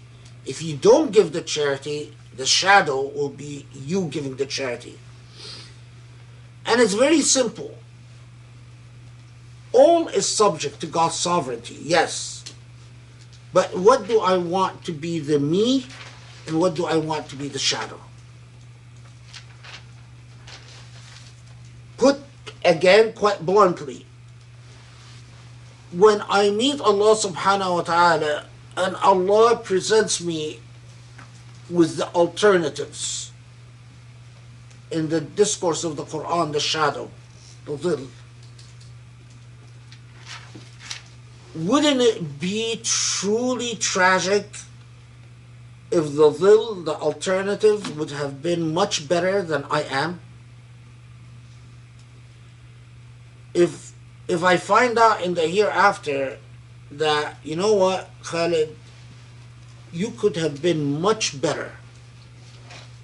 You could have been much more pious, you could have been much more knowledgeable, you could have been much more kind, you could have been much more generous, you could have been much more this, much more that. But it's a shadow, it's a mirage, it's not the me. The me is a disappointment. Now, don't be the shadow. Or alternatively, don't be in a situation where the shadow of yourself is much better than who you are. Because that will be disastrous.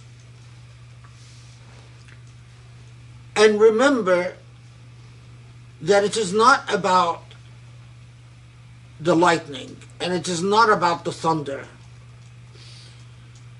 In fact, when life gives you thunder, you must steady your feet after it quiets down. It's normal to get scared of thunder. It's normal for your heart to miss a beat. But it's what happens after the thunder that counts. Are you going to run away? Are you going to fall apart? Are you going to crumble? Are you going to be a nervous mess? The lightning, although the Sufis see it as a lightning of enlightenment, I tend to, my relationship with Surah Al-Ra'd, I see lightning as fake light. What happens after the fake light? Okay, you got a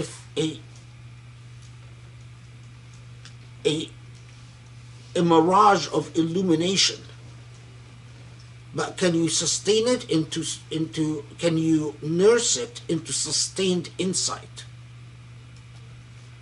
Because a lot of us have flashes of lightning. You know, we feel good for a moment. We get into a mood. We pray one day or 1 hour or whatever. We pray very intensely, or we do dua very well, or we read Quran really well for a day or 2 or a week, and then we deflate. Flashes of lightning.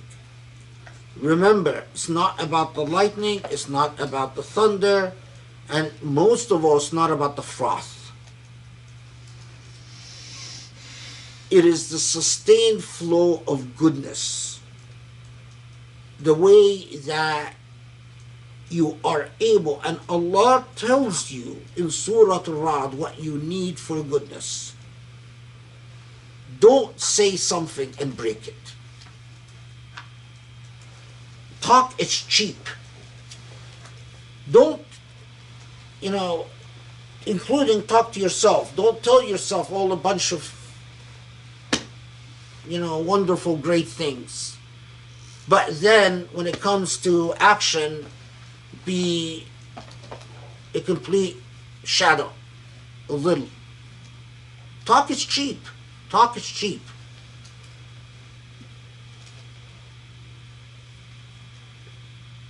Remember, Allah says, keep your covenant with Allah.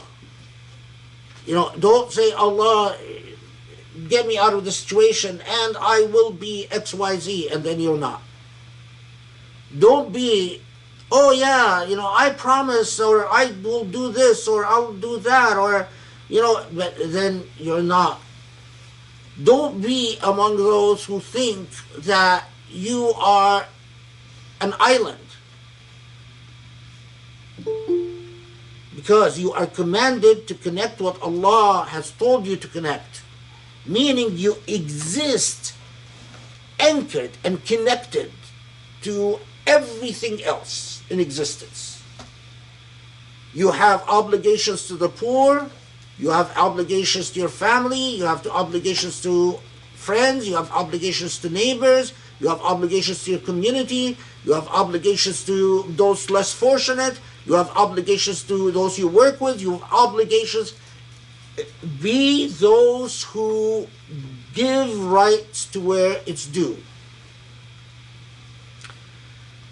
And prayer and charity, and don't forget, repel bad with goodness. These are the secret formulas for the water to flow and the fruit to grow. Short of that, your shadow will be better than you. The alternative will be better than you.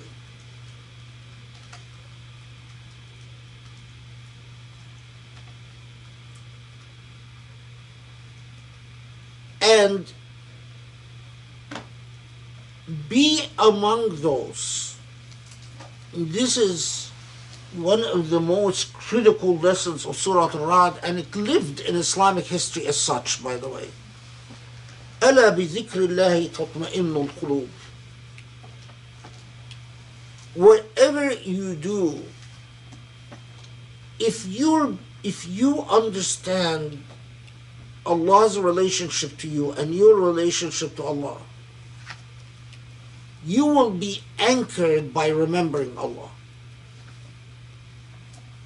All types of things in life can unsettle you. All types of things in life can make you lose perspective.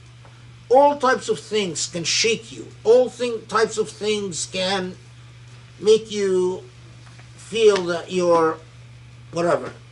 But time and again, ألا بذكر الله تطمئن القلوب. It is only in the remembrance of the Lord that true tranquility and comfort comes. Sure, learn from the Sufis the type of meaningful dhikr that would teach you how to find comfort in Allah subhanahu wa ta'ala. Because it's not about bending your body, and it's not about dhikr with your body. There's so many people who try to do dhikr and they say we don't feel anything. What's wrong? Well, it's because it's just muscles and blood and flesh that's moving. You're not thinking of gratitude. You're not thinking in terms of what you actually owe Allah. And beyond that, you're not thinking beyond yourself into the fact that you are only a temporary phenomena that has a date with death from the moment that you come to be. And that the only lasting and permanent truth is Allah subhanahu wa ta'ala. And you want to understand Allah, study Allah's created Quran. Because the more you study Allah's created Quran, the more you understand what your Lord is. And bit by bit, you fall in love with the God who created all of that. Leave alone the other stages, the fana, all of that stuff. The sir and the fanan. These are... Okay, alhamdulillah. And that is Surah Al-Ra'd.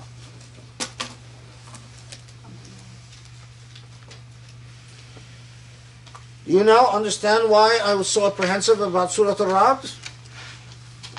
There's a very heavy surah. Okay, Bismillah ar-Rahman ar-Rahim. Alhamdulillah. Thank you again. Thank you so much. This was an incredible surah. It's so deep, and there's so many different things to process that I think it's really hard to get a full, I don't know, especially on fasting brain, as I was saying, it's like hard to process everything. But I think we're going to have some really interesting discussions on, I know I have some good questions. So well, let me start in here though. Does anybody have any questions to kick us off? And happy birthday, Cheyenne. Cheyenne's birthday, so it's apropos that he should start us off. Yay, maybe then I can ask too. That's his birthday That's your birthday gift. present? That's my Okay. birthday gift. All right. Well, the first question is the question that I was going to ask you last week, and you told me to remember to ask. It was about verse 38, and verily we sent messengers before thee, and we appointed for them azwaj and dhurriyyah, wives and offspring, or azwaj and dhurriyyah. Yeah. And I wanted to ask you, in light of the thematic points that you brought up in the surah, because unless I missed it, you kind of just offered the traditional understanding. Do you think that there's room to reinterpret this verse in the thematic understanding that you provided? That perhaps, the azwaj, again, is the question of duality, or similar to the way that the water is, impregnating the land in a way, and then the dhurriyyah, the offspring, then being the fruit that comes from that process. That's the first question. And the second question is something strange that I noticed, and I'm wondering whether you've noticed it as well, and whether the tradition talks about it. Surah 13, named Rad, verse 13, uses the word Rad, and I don't think that it uses the word again in the surah. And the way that it presents the lightning in verse 13 is in a more metaphysical and fantastical, kind of miraculous. It's a miraculous description of the thunder and lightning doing tasbih of Allah and this kind of thing. Right. And it has a very potent and punching kind of attention-grabbing message, whereas the reverse, the I guess the mirror image 13 to 31, if you like 1:3 to 3:1, you spoke about how the Quran is not there to produce a flashy lightning and thunder, miraculous signs type of thing, but rather it's more towards the parable of the water and this sort of thing. So I was wondering whether this kind of proves your theory regarding the shadows of like the mirror image opposite, that usually what we take from, we're stuck in the red herring of the lightning and the thunder, and rather the point is get out of the verse 13 understanding of things and move towards verse 31 understanding that it is up to God. He could show his signs in this way if he wanted, but rather he's offering you a new way of thinking.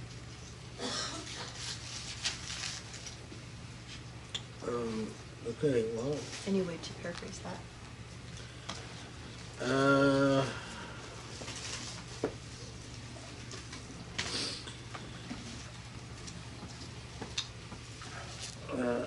Well, the first question is about the reference to the azwaj and the dhurriya to the prophets, and Shana is proposing an interesting idea. I mean, because the traditional tafsir normally will just say that a point that is made repeatedly in the Quran, that all the prophets were human and partook in human things, and then the other point is whether it's a response to the possible criticism from Jewish and Christian quarters that the Prophet took multiple wives. These are the two points that you always read in the traditional tafsir. And so the Shaina is saying that, well, perhaps the reference to the azwaj is consistent with the theme of duality, and that the dhurriya are like the fruit, the offspring. And that's a really interesting idea. I mean, yeah, I mean, I don't believe I've ever read that point anywhere, but it would be, I think it's a really interesting point. I mean, of course, it would be more esoteric, especially not the point about the dhurriya, but the point about the azwaj.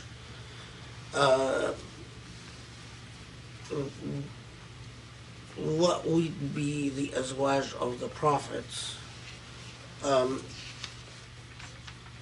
I thought maybe perhaps a student or an understudy. Yeah, the process like understudies. of, the not like the water is impregnating the land, or like the Quran is impregnating, using this term. Yeah, the whole notion of impregnation that would then bear fruit. I mean, it's really interesting. And it would, I mean, definitely the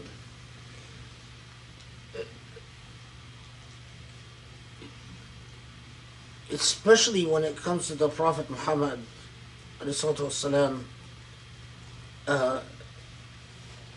we know of the Islamic message through, if we imagine that there was dualities in many levels, because he had one-to-one relationships with so many people, and those people then went on to shape our understanding of Islam in such decisive ways and in extremely significant ways. So I mean, I think it's a very interesting point. Um,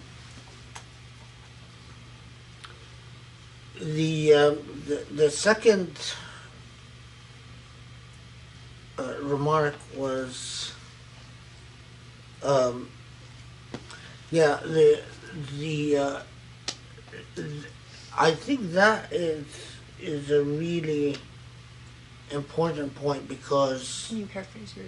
the the the way that thunder is mentioned in يُسَبِّحُ الرَّعْدُ بِحَمْدِهِ. I mean, and there is an interesting sort of relationship in numbers that Cheyenne noticed. The verse 13, 30, verse 13 versus verse 31. That's right. And that this whole idea that if you're reading the surah in a traditional way, you would be tempted to think that the whole point of the surah is the supplicating thunder. But in fact, that's not the point of the surah. It is the surah is not telling you about the thunder that supplicates, and that's the main point of the surah. The main point of the surah is to tell you about what happens after the thunder that supplicates, or what beyond the thunder that supplicates. And Cheyenne was saying that this is consistent with the whole duality approach again, and that it underscores that Surah Al-Ra'd is sort of telling us to look beyond the spectacular and superficial. And then he's also drawing an interesting point about the numbering, that it's verse 13 and verse 31. And I wholeheartedly agree that it's, although it became known as Surah Al-Ra'd, and in traditional tafsir, you get this. None of, I mean, I already said that they're not authentic traditions, but traditions about that the thunder. That there is an angel who's responsible for the thunder, and that the thunder is the roaring of the angel. You find traditions like that. The traditions that say that the thunder activity is caused by angels that sort of move the clouds and clash them together. You find in some traditional tafsir about they're very preoccupied that when there's thunder, then the Prophet ﷺ, upon hearing the thunder, would utter the following dua, and giving you the sense as if Surah Al-Ra'd is about hearing the thunder and just simply remembering God's power and getting God's fear in your heart. This is typical of the traditional tafsir. But I think that largely misses the point. It is not about just noticing God's power and putting the fear of God in your heart. It is in fact it is about well beyond that, and that's sort of like just scratching the very superficial surface. Okay. Thank you. Sharif, did you want to ask a question? Or anyone Rami's else? gonna ask you. Romy? I have another one I can ask. Actually, before you do that, let me ask, just to clarify, what is the dhikr for the surah? It's verse 15. 15, okay.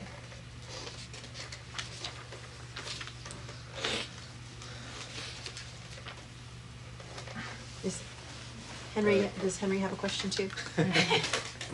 Except where's his chicken? Oh yeah, he's asking about the chicken. Verse 11, لَهُ مُعَقِّبَاتٌ مِّن بَيْنِ يَدَيْهِ وَمِنْ خَلْفِهِ. If the interpretation is traces, what would be the meaning of يَحْفَظُونَ?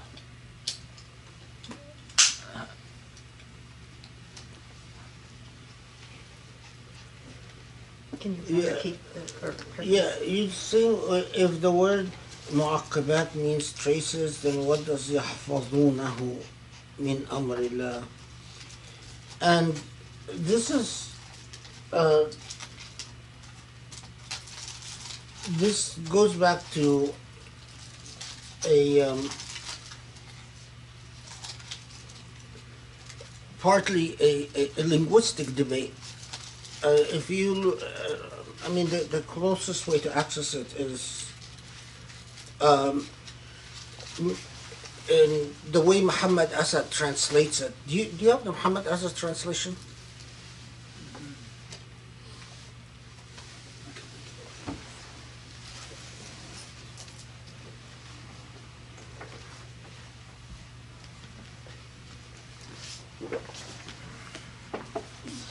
Footnote 11.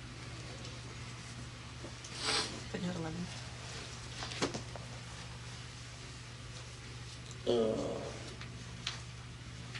Where did I go?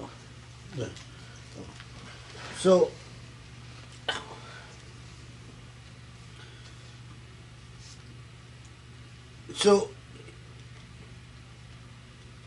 Muhammad Asad reads it as thinking that he has hosts of helpers, both such as can be perceived by him and such as are hidden from him, that would preserve him from whatever God may have willed. So the grammatical debate is whether it is saying that the mu'aqqabat are protecting someone with God's will, or the mu'aqqabat, one thinks that the mu'aqqabat are protecting one from God's will. And then the mu'aqqabat is, do you believe that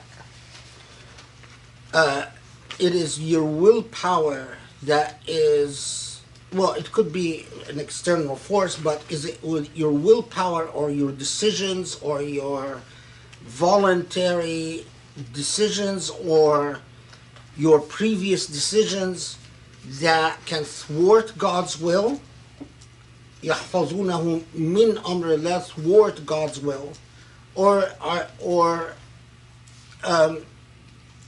so basically, if then it's traces, it's like saying, well, my decisions can thwart God's will. And what I've done in life can thwart God's will. I don't need to submit to God's will. And as this, of course, is the interpretation chosen by Ibn Abbas, most famously among the early generations.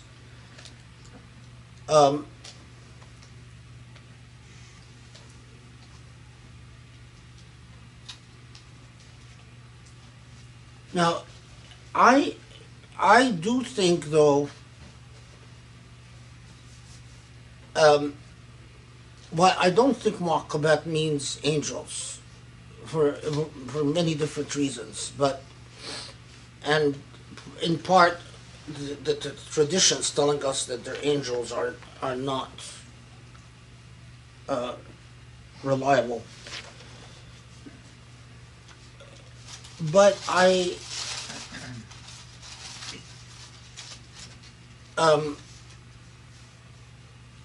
think that mu'aqqabat, and although I don't want to overspeak about this because it's still something that I think that the mu'aqqabat, I'm very tempted to say that it is even beyond just traces. And let me put it this way: that in some of the Sufi-esque traditions, they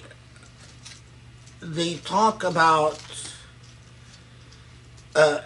those who put their trust in supernatural powers other than God, and especially at their time, those who would put their trust in constellations of stars and luck and fortune, and believe that these constellations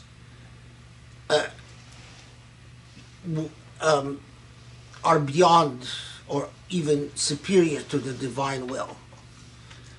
And of course, the practice of what do you call it? The people who would read the future based on divination type practices were very. And I do think that the mu'aqqabat is not just traces, but also those who start believing in powers other than God, and think that these powers are going to avail them anything, including, and this sort of became, is that there are people who believe in reason as if reason is God, is a God in God's self, like as if there's a God of reason, and that God of reason is supreme and superior and can overcome all.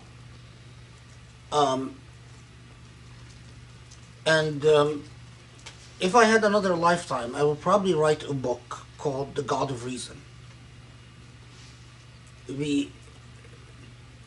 And I think that is also among the mu'aqqabat, sort of. When you say God of reason as opposed to God of No, creation. no. I mean God of reason. I don't mean God of reason. I mean like those who imagine that reason is a God. Right, but it's basically like your own self, right? Yeah, You're worshiping yourself in a sense. I mean you are because but they have this blind trust in reason, and this is especially in the sciences and like among philosophers, and it's like, oh well, reason will answer all. And you find this a lot with the new atheists, where there are a lot of things they can't answer, but they say, oh, it's okay, but we trust in science. Science will eventually answer these questions. So although we can't answer them now, well, eventually science will trust them. Well, they're worshiping another false god. It's like another mu'aqqab. Do you want to ask a question? I requested I'd be allowed to ask two, since my first one is not really a question. But Okay, but I have one too. okay. Can you explain verse 39? Sharif's very long-winded question is, can you explain verse 39?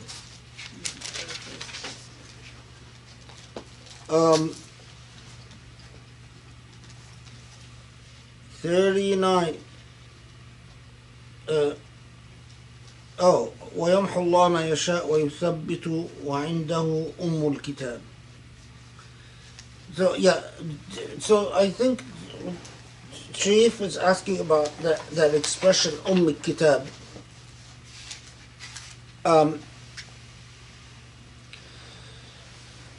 That Allah erases whatever Allah wishes and affirms whatever Allah wants to affirm, and Allah has the mother of the book. And the mother of the book, or Kitab, is there you'll find a lot of discussion about precisely what is Kitab. Is Kitab means the secrets of the book, which would be an idiomatic expression. The Shay is the heart or the origin of something. So is it that God has the true meaning of the book, or is it a reference to Lawh al-Mahfuz or the preserved tablet? And is the preserved tablet Lawh al-Mahfuz the source from which all revelation comes, that it, which of course we have no access to, and we don't know other than the fact that Allah makes reference to Lawh al-Mahfuz, the preserved tablet, and that Allah also makes reference to the preserved tablet in the context of the revelation given to Moses. And some have said that the preserved tablet, the Lawh al-Mahfuz, are the 10 Commandments or the revelation to Moses, although that's a minority opinion. But the majority says that the 10 Commandments or the revelation to Moses came from the preserved tablets, rather than being the preserved tablets themselves.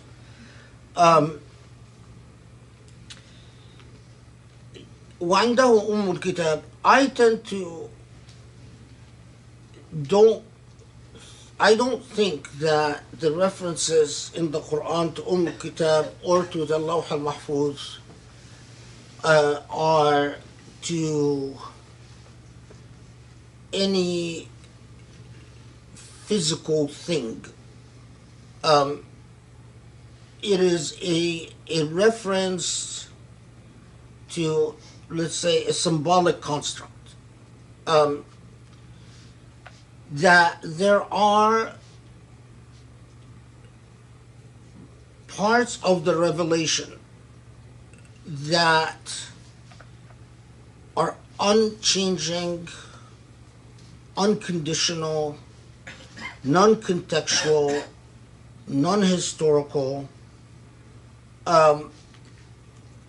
and we get a taste of this in Surah Al-Ra'd itself, when Allah talks about keeping Allah's covenant, honoring our promises, يصلون ما أمر الله به أن يوصل, connecting what Allah has ordered to be connected.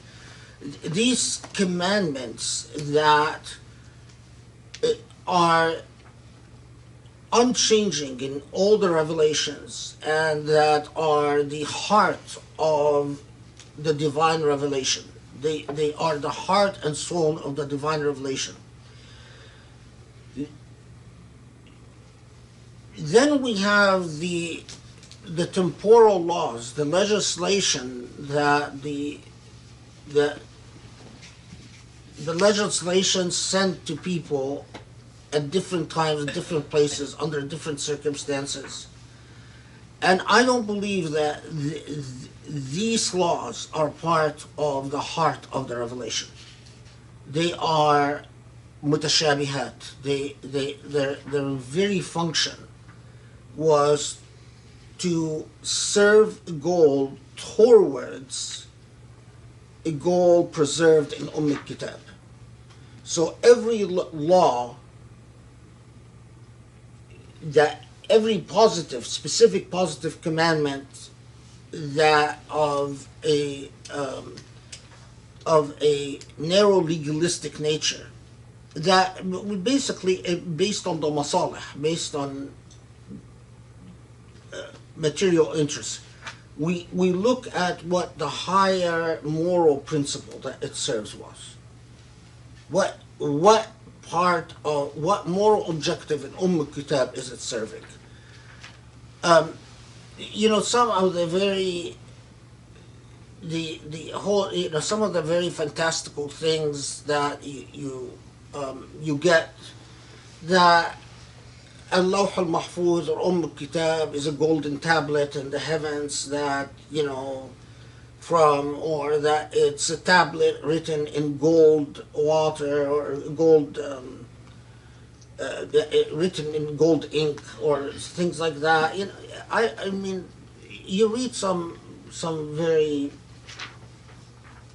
exaggerated things, and a lot of it comes from the Qussas or from the Israelite tradition again, because a lot of these traditions are Israelite traditions. Okay. I want to ask you a question about the whole idea of shadows, and I know that we've also got a question from one of the interactive members. But with all the things we've covered in different surahs, it feels like that we never have to feel alone because we have just so many things around us. Yeah. But the idea of the shadow, if you could talk a little bit more about, I mean, this is not something that people talk about really in our tradition, or that it seems like it's something that Muslims are aware of. But I know people talk about energy. I mean, I would just love to know more about, like, when you talk about having a shadow, and if you could just explain the idea when you say, when you're good, your shadow is bad, when you're bad, your shadow is good. Like, when we know that, is sort of, what's the bigger picture? Like, is if we are understanding the shadow, is that intended to, encourage us, obviously, to, claim more of the goodness and the light for us as opposed to our shadow, right? But can you talk about the energy, and then also, is that connected to, like, the aura, that you talked about before? Like, Yeah. just kind of how you put it all together and understand that. The idea of there are levels to it. Okay, so at one level, when the reference of the Quran to in Surah Al-Ra'd, specifically to the law, it could be understood as a symbolic reference to the alternative of every position you're in and what could have been, right?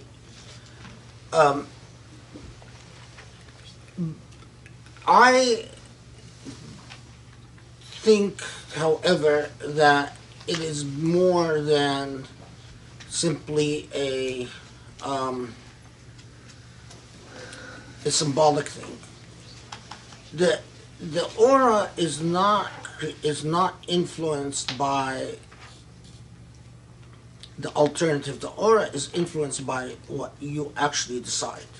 So, in a sense, the aura is a shadow, in a sense, but the aura is an energy field that surrounds you, that is affected by your decisions, and the way that your decisions has affected every other energy in everything you come in contact with.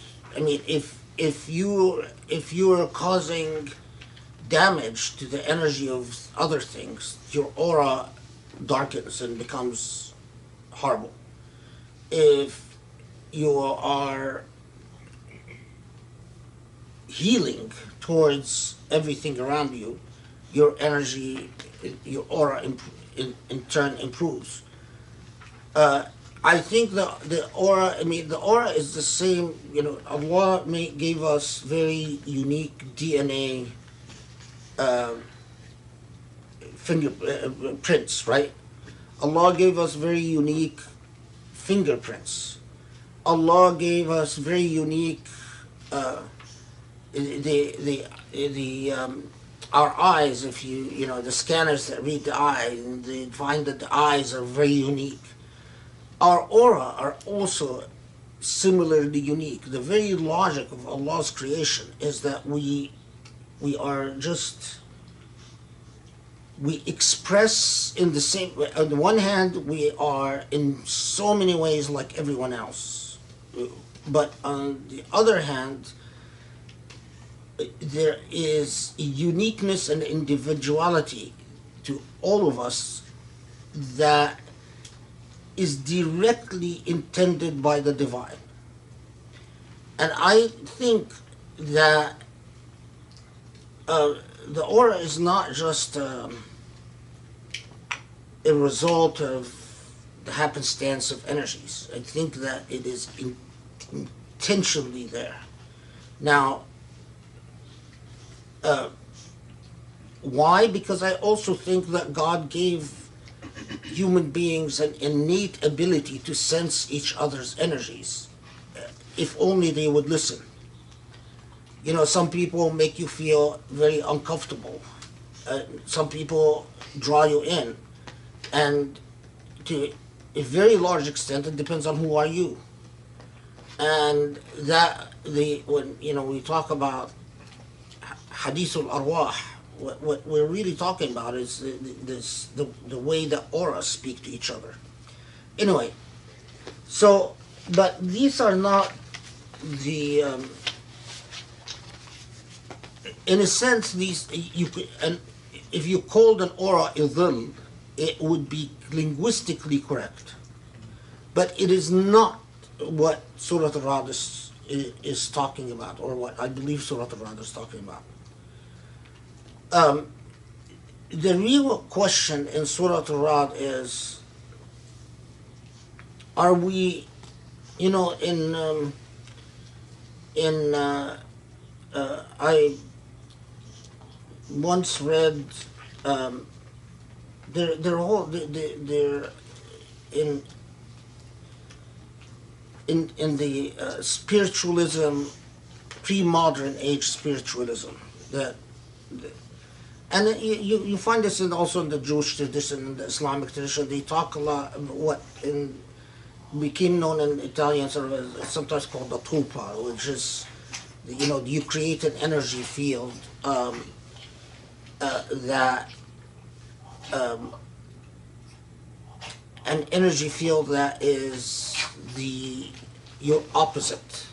But the tulpa in the all these the writings of the occult, they're always negative. They're never positive.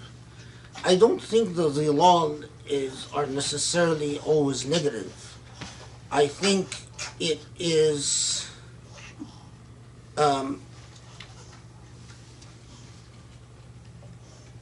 the image of the better you, or the image of the alternative you, depending on who you are.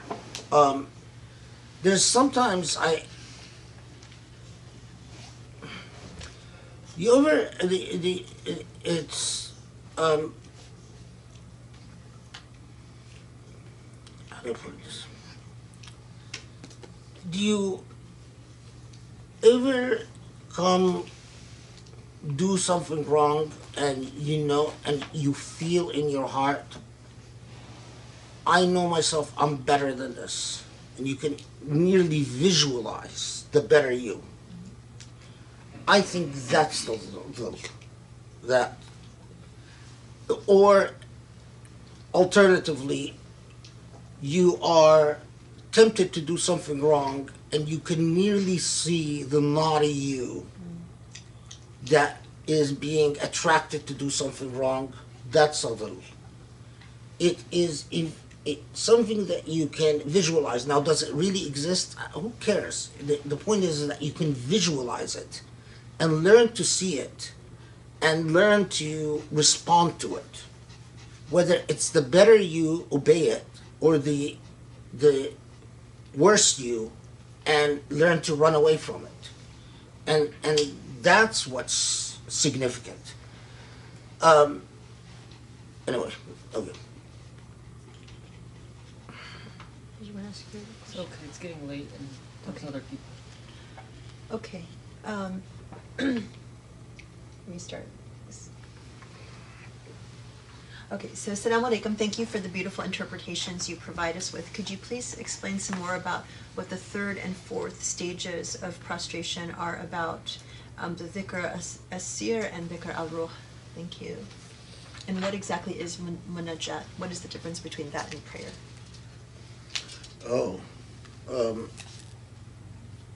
Okay, so just so I'll go in order because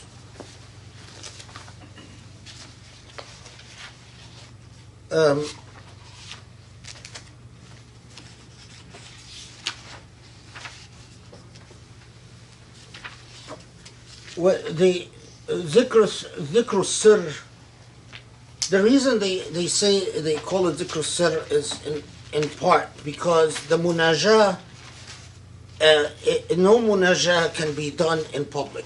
Munajah is always in secret. What is munajat? I'll come to it.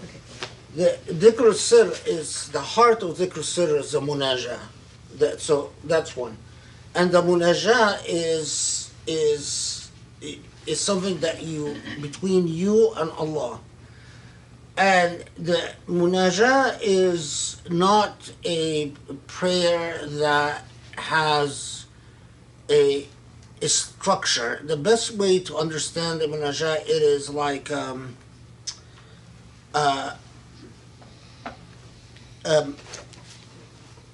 communing with God in a very personal way. Speaking to God with a full open heart, but you understand because dhikr sir comes after dhikr qalb. And dhikr qalb, you've gone through the process where you understand what your God is. So you've fallen in love with God.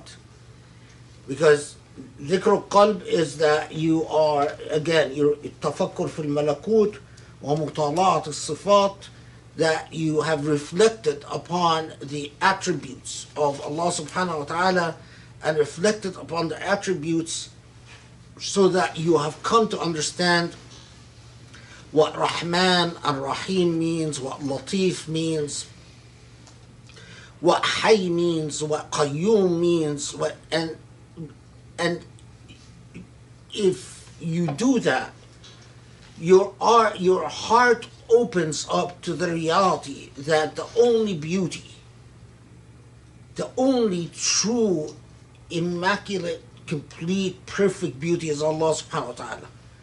And if your heart is attracted to this beauty, then that's all you want. Now, so then dhikr sir which comes, and the munajah is when you are communing with Allah, and the best way is basically, now that you understand what Allah is, the most classic form of munajah, I mean, every munajah that I've read, I mean, I've never heard the munajah because you don't hear them, it is a confessional of all the ways that you fall short, and a heartfelt plea to Allah to help you understand your shortcomings and to understand how to overcome them. And an expression of longing for the wholesomeness that Allah provides, longing to be complete,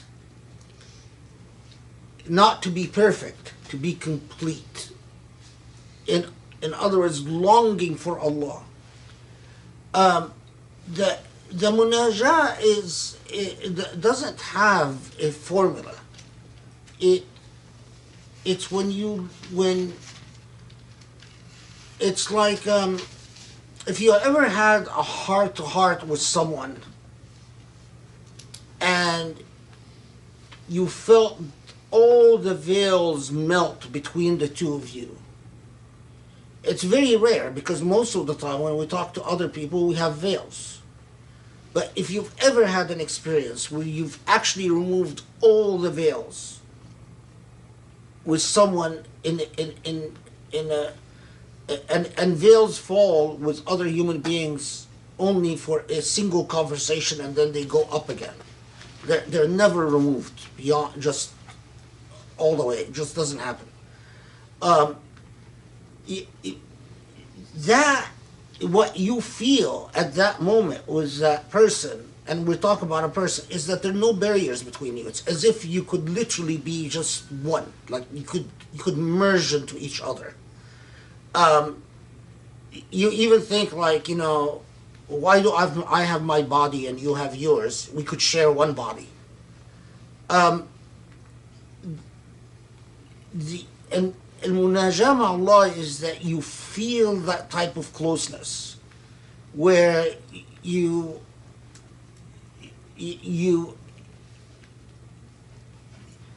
don't see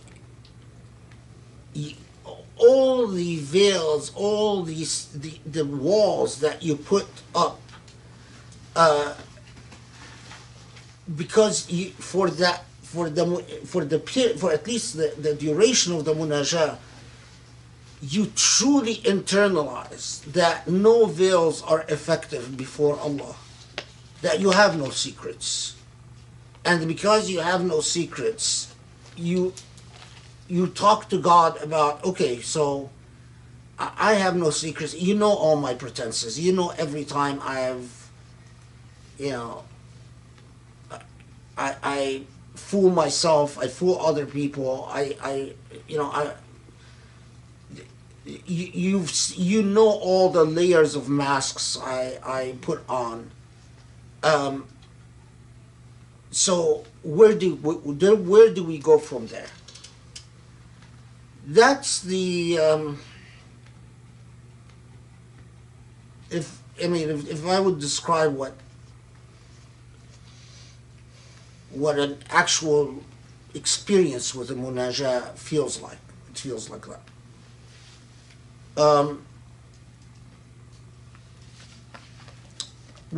I think there was the question. Oh yeah, no, dhikr al-ruh is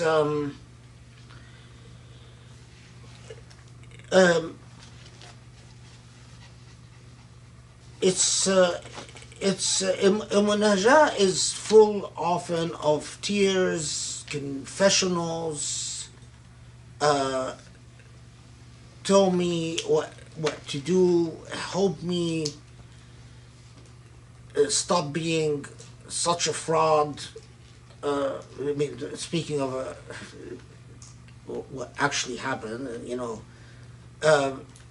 I can't stand all the veneers I put in front of people. I can't stand my own lies, my own self-deceptions. I can't stand my lies. I can't stand. Help me. That's typically a munajah. Dhikr al-ruh is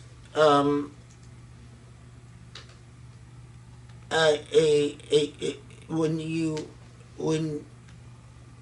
you've done enough of sufficient number of munajahs, plural for tanaji,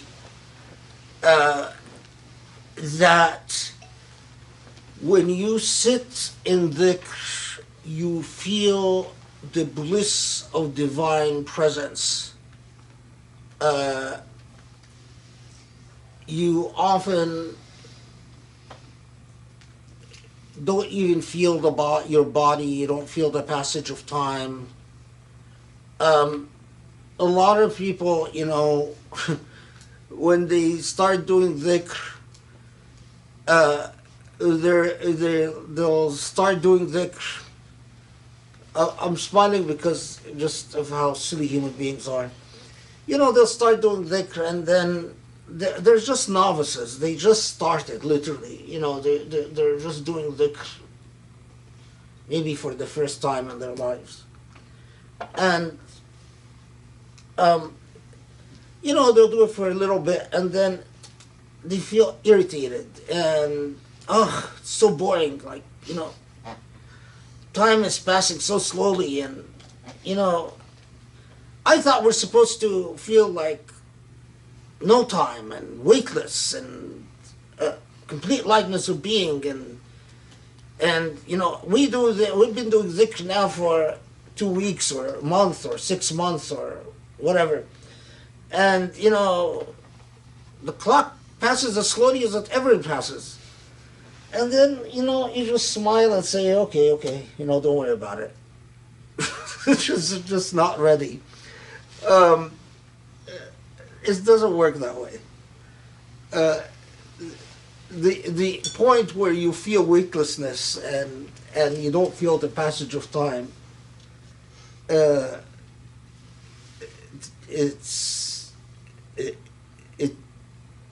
takes a lot of dedication, a lot of commitment, a lot of